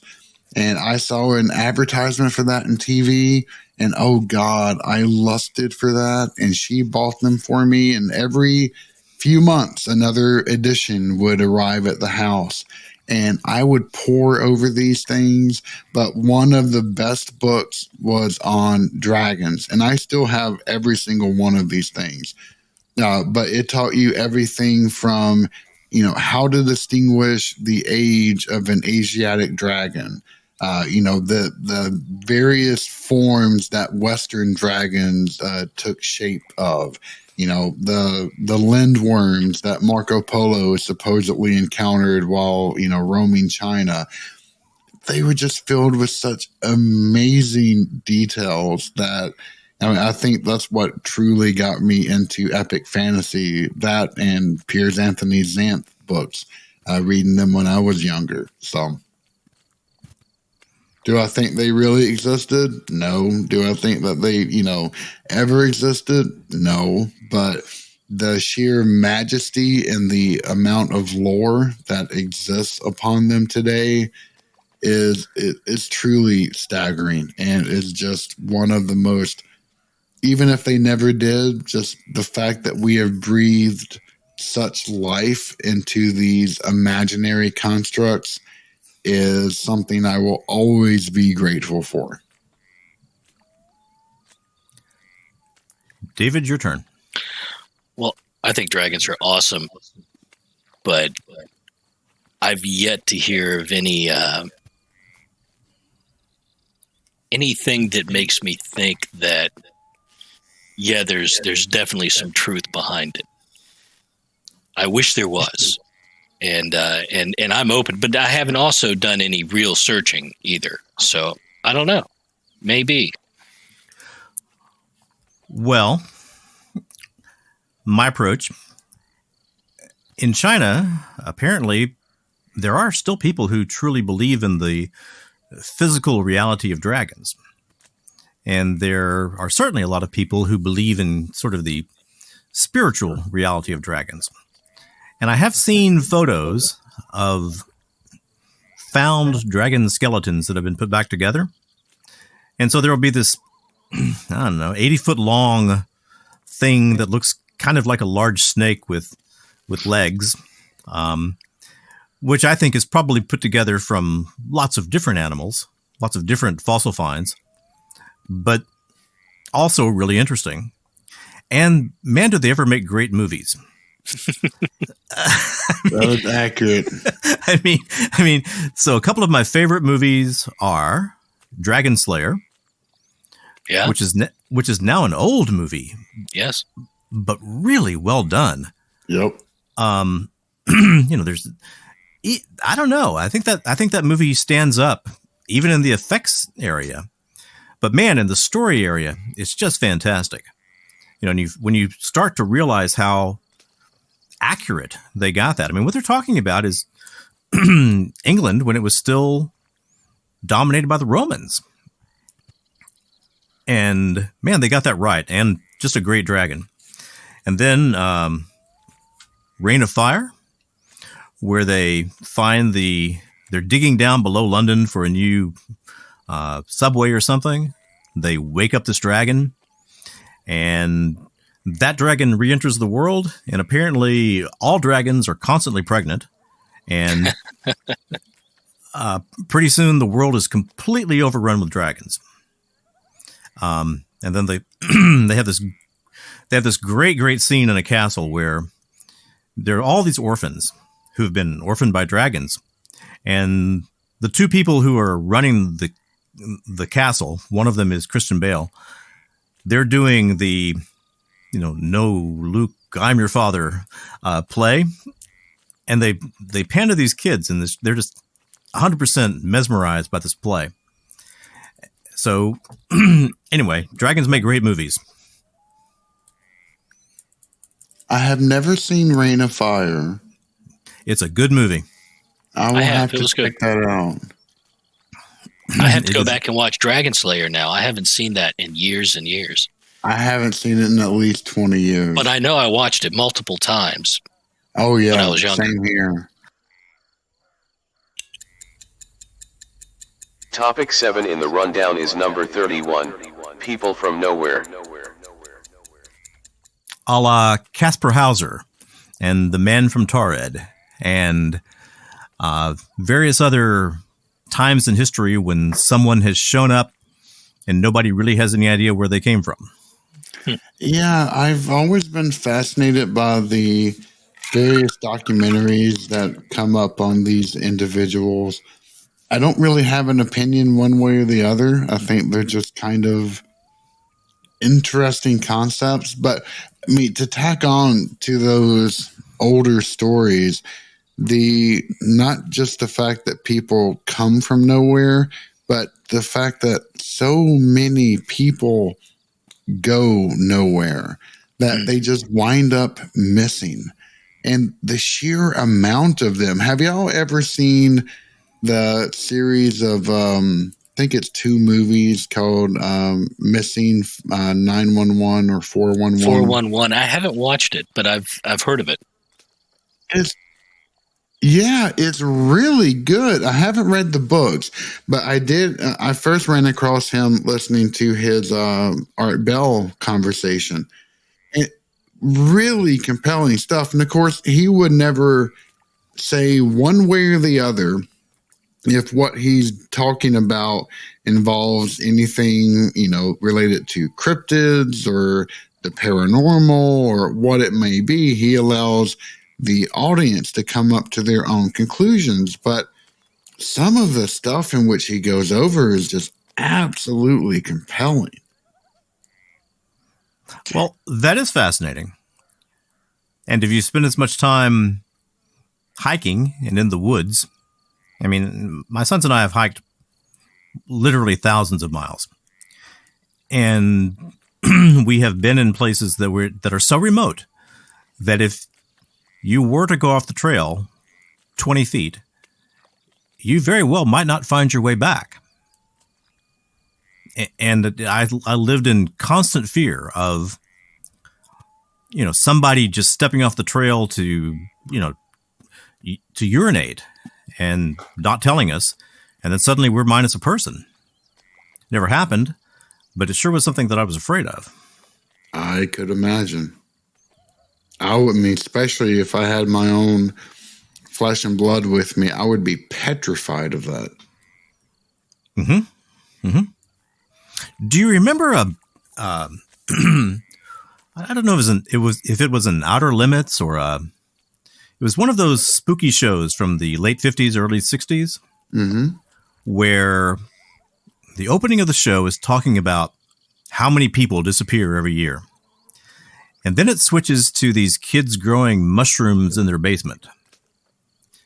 And apparently it's all part of some sort of alien plot to use the mushrooms to take over the minds of the kids and to abduct the parents. That's not ringing any bells. Okay. David, any bells with that at all? No, but I like the story. Keep going. Well, first off, I've got to find out which one it was. But I remember just how creepy it was. And the father has the son. He's trying to get him to do things. Like, can't you play baseball or football? No, Dad, I want to grow these mushrooms in the basement. And so he does. And the father begrudgingly puts up with this. And then I can remember at the end of the movie, the father comes down into the basement and this really creepy looking kid, with this bizarre haunted smile is saying, "Oh, you're hungry, aren't you? You'd like some of these mushrooms, wouldn't you, Dad? You're hungry, aren't you?" And of course you get the feeling that Dad is doomed. And so yeah, it was way creepy. A lot of those 50s, 60s anthology series were pretty dang creepy. Actually, I was just looking it up. There is a Ray Bradbury Maybe story. that's what it was. Yeah. And it was in the 89. Boys raise giant mushrooms in your cellar. Well, I think there was something before 89. Oh, I'm sure it is. I've never even heard of this one, so I'll only have to go look these up. So, since we've discussed Ray Bradbury, and I've just decided that I don't care if this thing it's kind of a fractal podcast. That's one way of putting it. Yeah. It's like a drunkard's walk. You really don't know where it's going to go next. It's going somewhere. But the one of the scariest dang things that I've ever seen was a Ray Bradbury theater called The Jar. Have you guys seen The Jar? No. Don't think so. Okay. One of my first season podcasts is, one part of the podcast is The Jar. Me just reading this Ray Bradbury story. I kind of allow myself one piece of fiction by somebody else per season. But it's a really, really scary show. Okay, you've got this very unsophisticated man who's lonesome and not very popular. and he's married to the queen of all shrews. I mean, this woman is horrible. She, belittles him. She insults him. She constantly harps on how stupid he is, and she has affairs with other men. Well, he goes to a carnival, and he sees this jar that's got something floating in it. And he doesn't have any idea what it is, but it really fascinates him. And so he makes a deal with the carnival owner to buy that jar. And, of course, the carnival owner sells him the jar for much more than it's actually worth. And then he takes it back home and he starts showing it to his neighbors and the people who live in that little town. And pretty soon, he's the best entertainment in town. So every night, he'll put the jar out, and all these people will come and they'll speculate about what's in that jar. And there are things like, oh, it's a part of the early part of creation. Yeah, that's something that God himself touched. And then there's a lady saying, oh, my baby disappeared into the swamp when he was 6. I think that's what's left of him. And so the wife, Thede, who loves to torture this man, becomes jealous of the fact that now he's popular in the town. So she goes with the guy she's having an affair with to the carnival, and he talks to the carnival owner and finds out that, of course, the jar is just full of, string and wire and paper mache and Excelsior and different things they put in there, and takes away his joy of being able to show the jar. And Thede is always there. They have this little game they play where if he wants to have marital relations, he will say something like, here, kitty, kitty, kitty, kitty, kitty. Apparently he does at least get marital relations occasionally, but he does this. And then the next day, the jar is somewhat different. Because it contains Thede's head.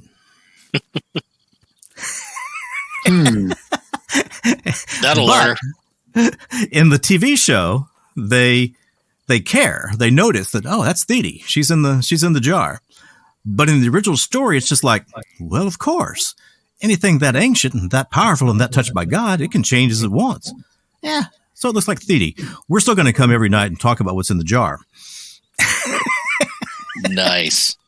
And it's just that Ray Bradbury creepy feel. And he was the very best at that. All right, so that's another assignment. You need to either watch the jar, read the story, or listen to that podcast. I will definitely I will watch the show and I will listen to the podcast. What did this start out as? People from nowhere. People from nowhere. And that was a long, meandering path to a head in a jar. Well, can you think? I mean, I can think of a couple of people from nowhere. There's Caspar Hauser, who apparently was somebody, part of European royalty who had been hidden away in a castle for a long time. Barely knew how to read, and once he came back on the scene, somebody showed up and killed him. And that's historically known. And then the one that they tried out all the time is the man from Taured. Yep. Yeah, you're a Japanese guy. That's probably a story that gets passed around over there. Not really. It could be. I'll always have just heard about that from random documentaries for some strange reason. Well, it's it's not a very good story. It's a man who shows up at, I don't remember which airport he comes to, but anyway, he comes to one of the big airports in Japan and shows his passport. And of course, he's from this country called Taured. And they say, Taured? There's not a Taured. And so they make him show where Taured is on a map. He shows them a place that would be in the real world equivalent to Andorra. And then they put him up in a hotel so they can figure out this enigma, and he's gone the next day. And that's the end of the story. Yep. And I guess those are the only 2 instances of that I know. Well, there's another, I don't remember what people call this. I think it's something silver, but there was a man who showed up at a beach, and he had, he was dressed in a suit, and he had taken his socks and shoes off, and he died while sitting on the beach, and no one knows where he came from. He had no identification on him. This became like a huge story for some bloody reason or another. Does that ring any bells? Just very vaguely. But that's the only other case that I can think of along those grounds. JJ is referring to the Somerton Man mystery. In 1948, a well-dressed, deceased man was found on a beach close to Adelaide, Australia. He carried no identification, but did have on his person a number of cryptic written messages, including a fragment of a book that said, "Tamam Shud." These are the final words of the poem, the Rubaiyat, by 11th century Iranian polymath Omar Khayyam. The words mean "it is ended," in Persian. His identity remained a mystery until 2022, when DNA testing of his body and family members revealed him to be Mr. Carl Webb, an electrical engineer from Melbourne. Perhaps JJ will need episode preparation lessons also. Well, there are people who exist in the world clearly, and it's unclear where they came from or how they became wealthy or educated or powerful. I mean, Saint Germain kind of fits into that category wasn't that a situation where suddenly he was present in European courts and everybody was in love with him and he was amazing, but nobody could really figure out exactly where he came from? Long, pregnant pause. True. Yeah, I have no idea. It seems like it's too easy for people to change their lives, travel. I mean, it's not as easy now, but years ago, I can imagine it would be pretty easy to go somewhere and create a new life for yourself and seem like you came from nowhere. Well, I think Gurdjieff kind of did the same thing, although he didn't claim to be immortal. So, okay, well, we got some good side conversation on that one. The conversation itself wasn't that great. We are at 1 hour and 50 minutes and 20 seconds. I would suggest that we do one more. We find one that everybody really likes, so we can just ignore the rules. If we don't like it, we just go to the next one. Fair enough? That sounds like a plan to me. Sure. Okay, hitting F9. Run. Number 57. It's like a bingo game. Loch Ness Critters. I don't think there's a lot of meat there. I'm hitting F9. Unilaterally hitting F9. Fair enough. Although I used to love the story of the Loch Ness Monster. But I did too. Oh, me too. Yeah, me too. Fascinated. All right, you guys want to talk about Loch Ness Monsters? Nope, that's as deep as that went. I love the story. Yep. Although I would say I still remember the one episode of Greatest American Hero where the Loch Ness Monster ended the series or something like that. I still can picture that in my head, and I haven't seen that show since I was a little kid. I never saw the show, but he finds a Loch Ness Monster. He's interacting. Well, they think that there's nothing there, and he flies away, and then you see this thing erupt from the loch. Oh, okay. And yeah, that's how it kind of ended, if my memory serves right. But again, this is probably going on 38 years. So. Excuse me, All three of you, supposedly superior humans, are overlooking the most important advancement in the mystery of the loch in recent history. Please listen and learn. Then one time, I believe it was July. August, there's a knock on the door. I open it, and there's this cute little Girl Scout. Oh, she was so adorable with the little pigtails and all. And she says to me, how would you like to buy some cookies? And I said, well, what kind do you have? She had Thin Mints, Graham Crunchy Thins. Raisin oatmeal. And I said, we'll take a Graham Crunch. How much would that be? And she looks at me and she says, I need about $3.50. $3.50. Well, it was about that time that I noticed this Girl Scout was about 8 stories tall and was a crustacean from the Plesiosauric era. The Loch Ness Monster. I said, damn it, monster, get off my lawn. I ain't giving you no $3.50. It said, how about just $2.50? I said, oh, now it's only $2.50. What is that, sale on Loch Ness Munchies or something? Lord, he was angry. Damn right I was angry. Not you, the monster. He was about to kick your ass. So remember, never approach the Loch Ness Monster unless you bring along legal currency in the amount of $3.50. I do remember one Art Bell episode where he had a guy on there who had a tooth, or what looked like a tooth, and he claimed that the Loch Ness Monster was a huge eel, an eel that never sexually matured, which is apparently in the eel world what makes you stop growing. And so it just kept growing and growing and growing and growing and getting bigger and bigger. And he had this tooth that was about, 3-4 inches long, sharp and pointed, looked pretty formidable. But it turned out later to be the antler of a muntjac deer.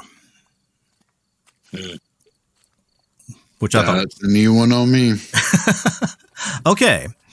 Number 6 from the random number generator is the Antichrist.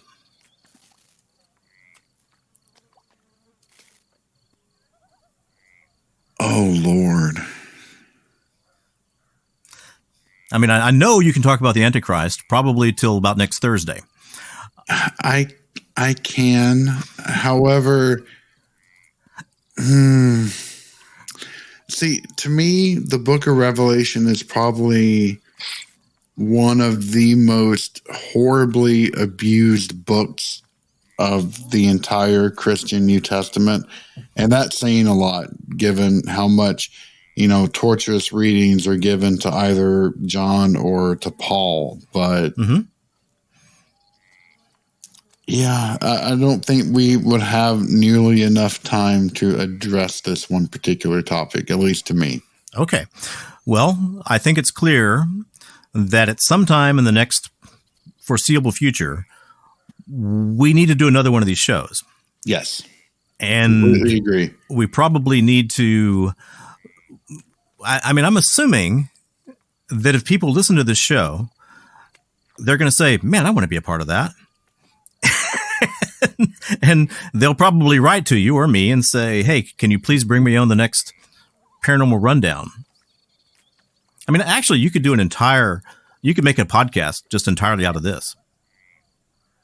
And honestly, I would love to do that. I mean, it's normally us three with maybe a few other people that show up to our Wednesday movie nights in our Discord server.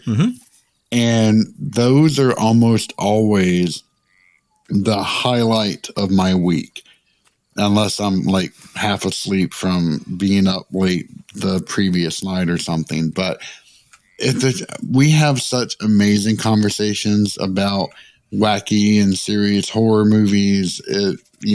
I have loved every single bloody minute of this. Yeah, I agree with you. Okay. Well, we have a good topic here, I think.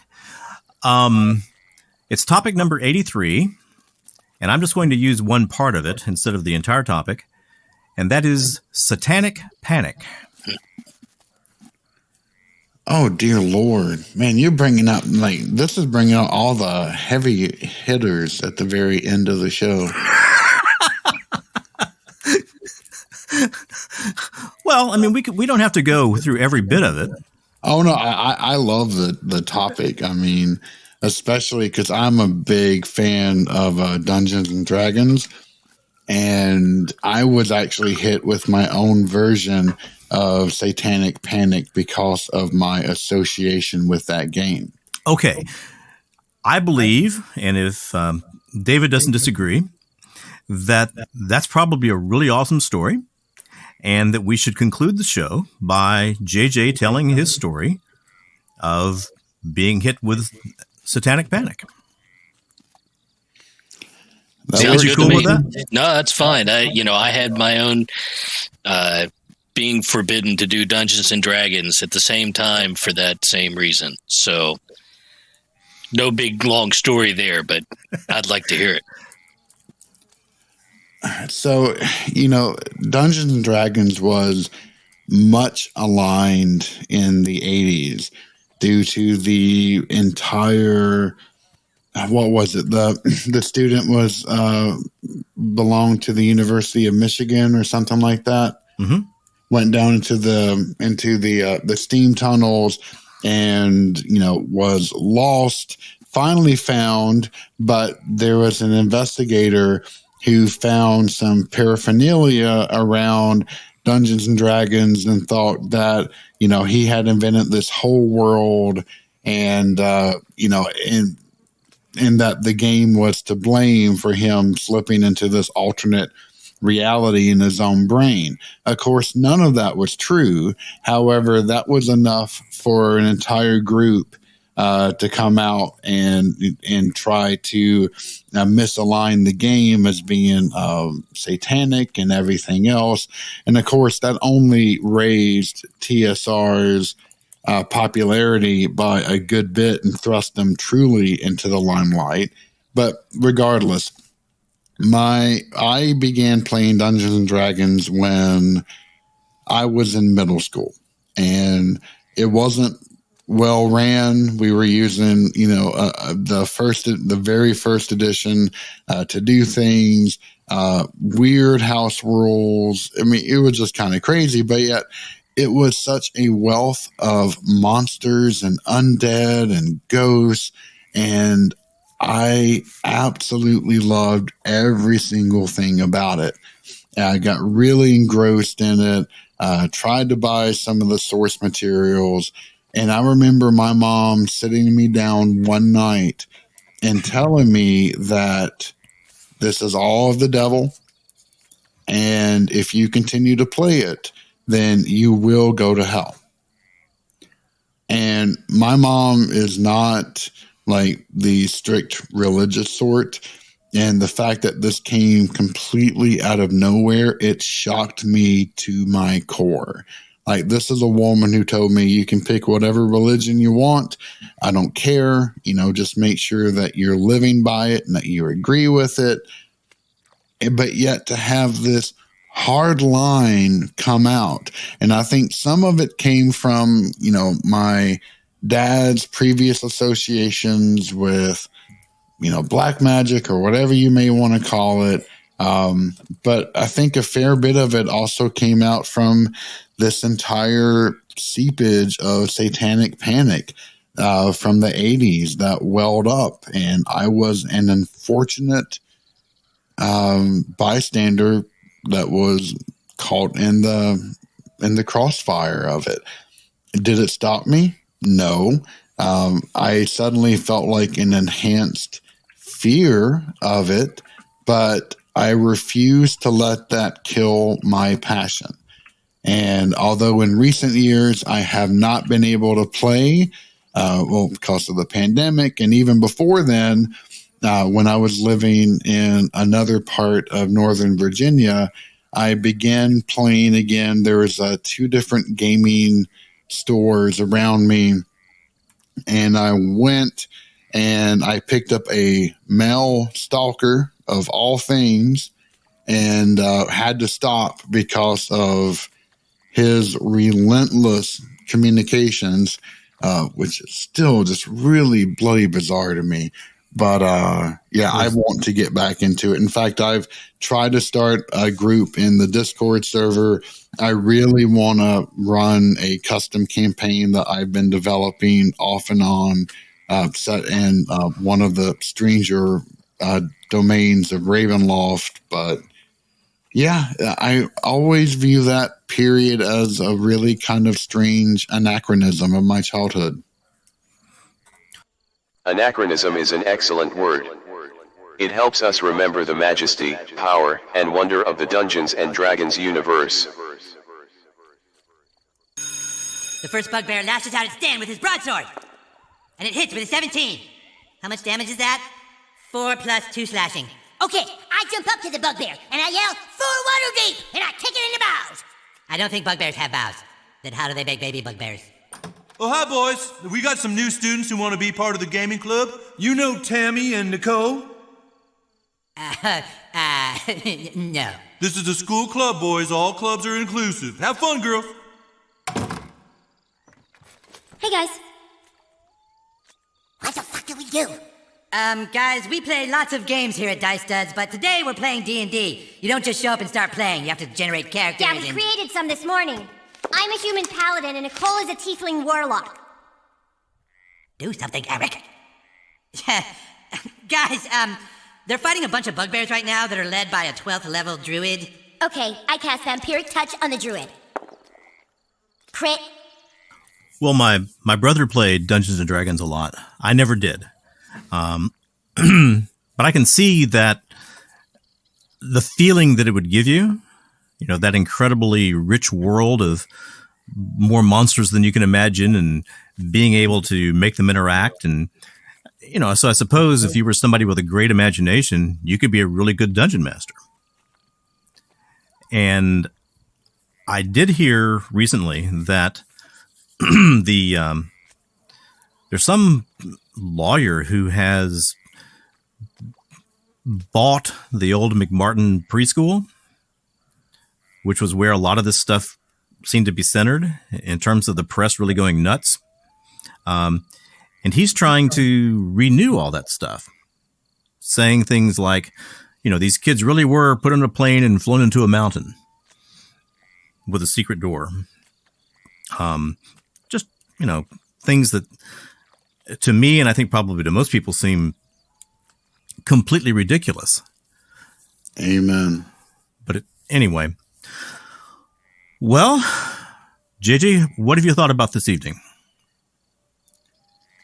I have always enjoyed branching conversations, and this was the best of both worlds, where we had a little bit of structure, we had the ability to go off on random tangents as they came up, and overall it was just 3 good friends. We may not have ever met face to face, but by God, we get together every week and we have a blast when we do, and this was just a fantastic playground in order to talk, hang out, and have a good time. I loved every single thing about it. I did as well. And a great list of topics, you know, did a great job with that. Just, you know, what a wide range of things to talk about. And well, the list can grow. So if I've left things off, you know, please send me those topics. And occasionally I'll run into something that says, I didn't put that on the list yet. But now I enjoyed this. Look, I'm sitting here just smiling, feeling warm, feeling happy, feeling like, you know, you don't have to be lonesome all the time if you're a mega nerd or an ultra geek or whatever you want to say. And I think there are probably more of us out there than we realize. Amen. So, as a closing to the show, if you are listening to Southern Demonology, I suggest that you navigate to JJ's Discord server, become a member, meet some of the people there. It's one of the nicest groups of people I've ever run into. In fact, it's about the only place that I've been on the internet in the last, 5 years, where existing this long, it hasn't deteriorated into crazy people who hate each other. Because that is what... Go ahead. I am a no drama kind of person. I like everything to be staid and calm and friendly. And the few times in which things have drama has erupted. It was quickly squashed, and it just stays the same, which is what I like. I think the Discord server is a great place. I think it's a real representation of JJ's personality and his mind. He made a podcast about one of the most implausible subjects, and people are finding that just because of his passion and his knowledge and the people that he brings on, it's extremely entertaining. I hope also that if you are listening to JJ's show, please take a few minutes and come and listen to Trailer Trash Terrors. It's a totally different kind of show, but it also, I think, is pretty entertaining, pretty weird, and touches on some unusual topics. And I will actually add on to that. I had the pleasure of interviewing Victor back March of this year, something like that. Something like that. And it was not only one of the best interviews that I have ever been able to do, but Victor is actually the person who, after hearing his audio quality, really made me kick up my own game, because then I was using a little snowball microphone, had been for the past 4 something years, and actually upgraded all of my audio equipment. Not that I still sound anywhere near as good as what he does, but he was my inspiration for that. And after listening to his podcast, you get to see creativity unchained. I'm much more dry. I'm much more academic, but Victor is just a wealth of creativity, and I cannot recommend his podcast enough. Well, that's really nice of you to say, JJ. And it all comes from the heart, my friend. And David, thank you so much for being a part of this. I think we'll sign off, and I would say let's try to do this again, at least within the next 2 months, because we've only covered about 10 topics, and this will easily grow to 150 just from what we've talked about tonight. So, from Trailer Trash Terrors headquarters and from Southern Demonology headquarters, I'd like to say thank you for listening, and good night to everyone. And Victor, thank you for hosting this and putting this together. It was a fantastic idea. You're welcome, JJ. I really enjoyed it as well. Thanks so much. You're welcome, David. Now I'm going to ask for some audience input. That's a long podcast. We talked till about the 2-hour mark. I've never done that before. But let me read you the rundown list.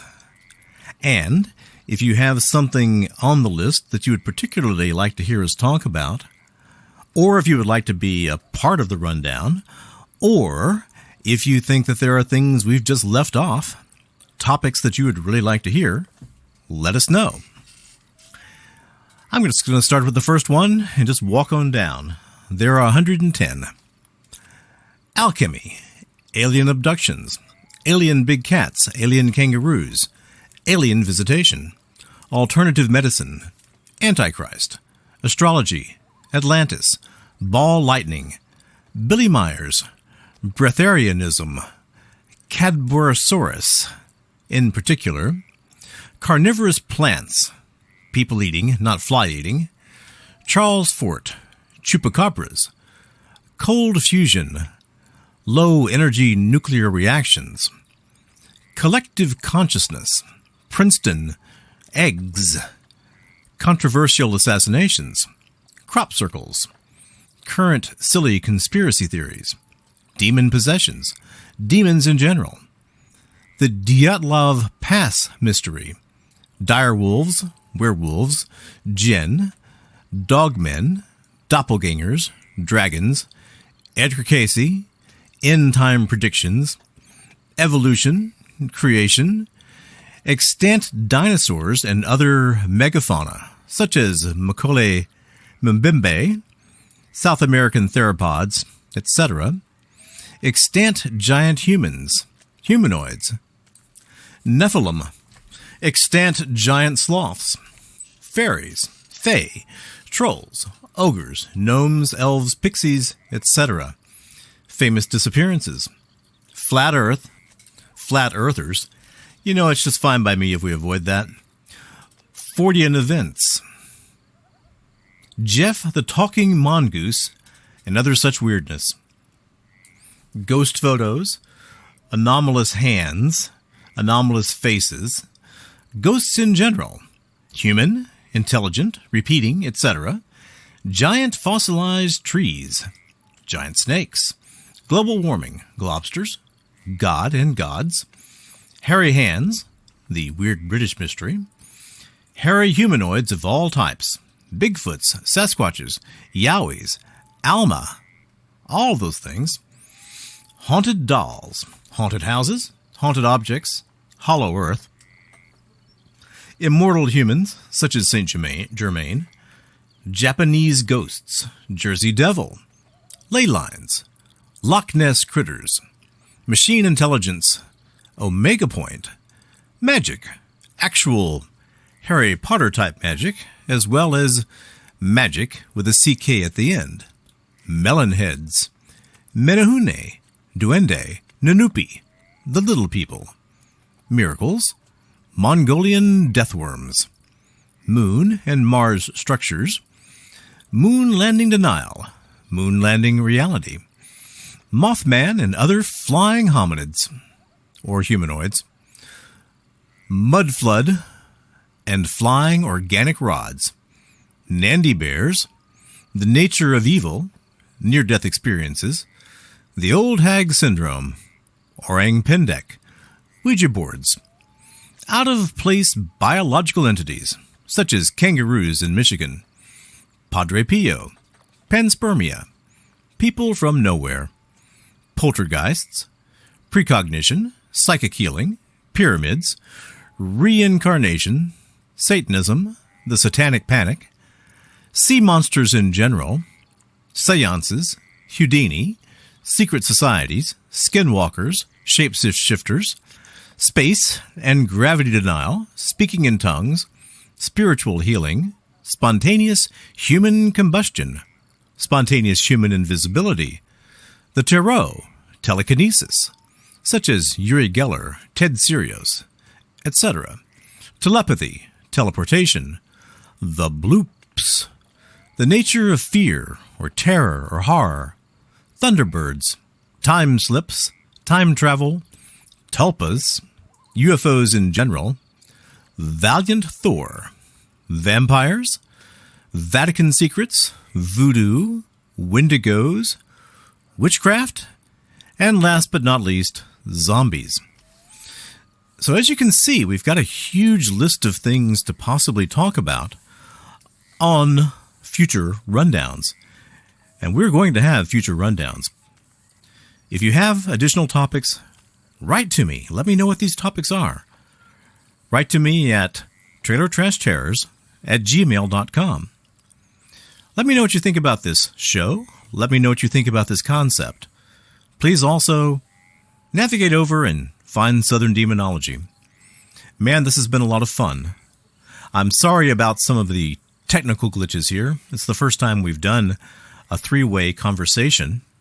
I know there were some echoes in there, and I really don't know what caused those. But I will do my best to make sure they never happen again. So, this is Vic Hermanson signing out, saying thank you so much for being part of the rundown.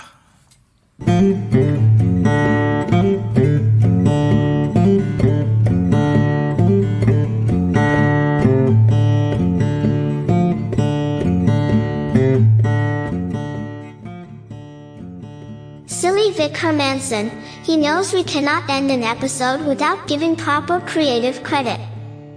Trailer Trash Terrors is written and produced by Vic Hermanson, with assistance from Boudreaux, and yours truly, Annabelle Wheat. All media clips are used under the protection of the Fair Use Doctrine.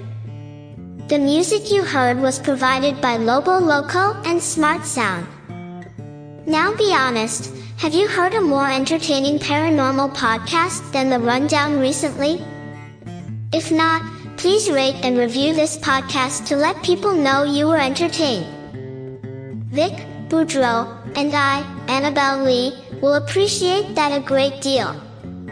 Also, please write to us at trailertrashtours@gmail.com. Shalom, y'all.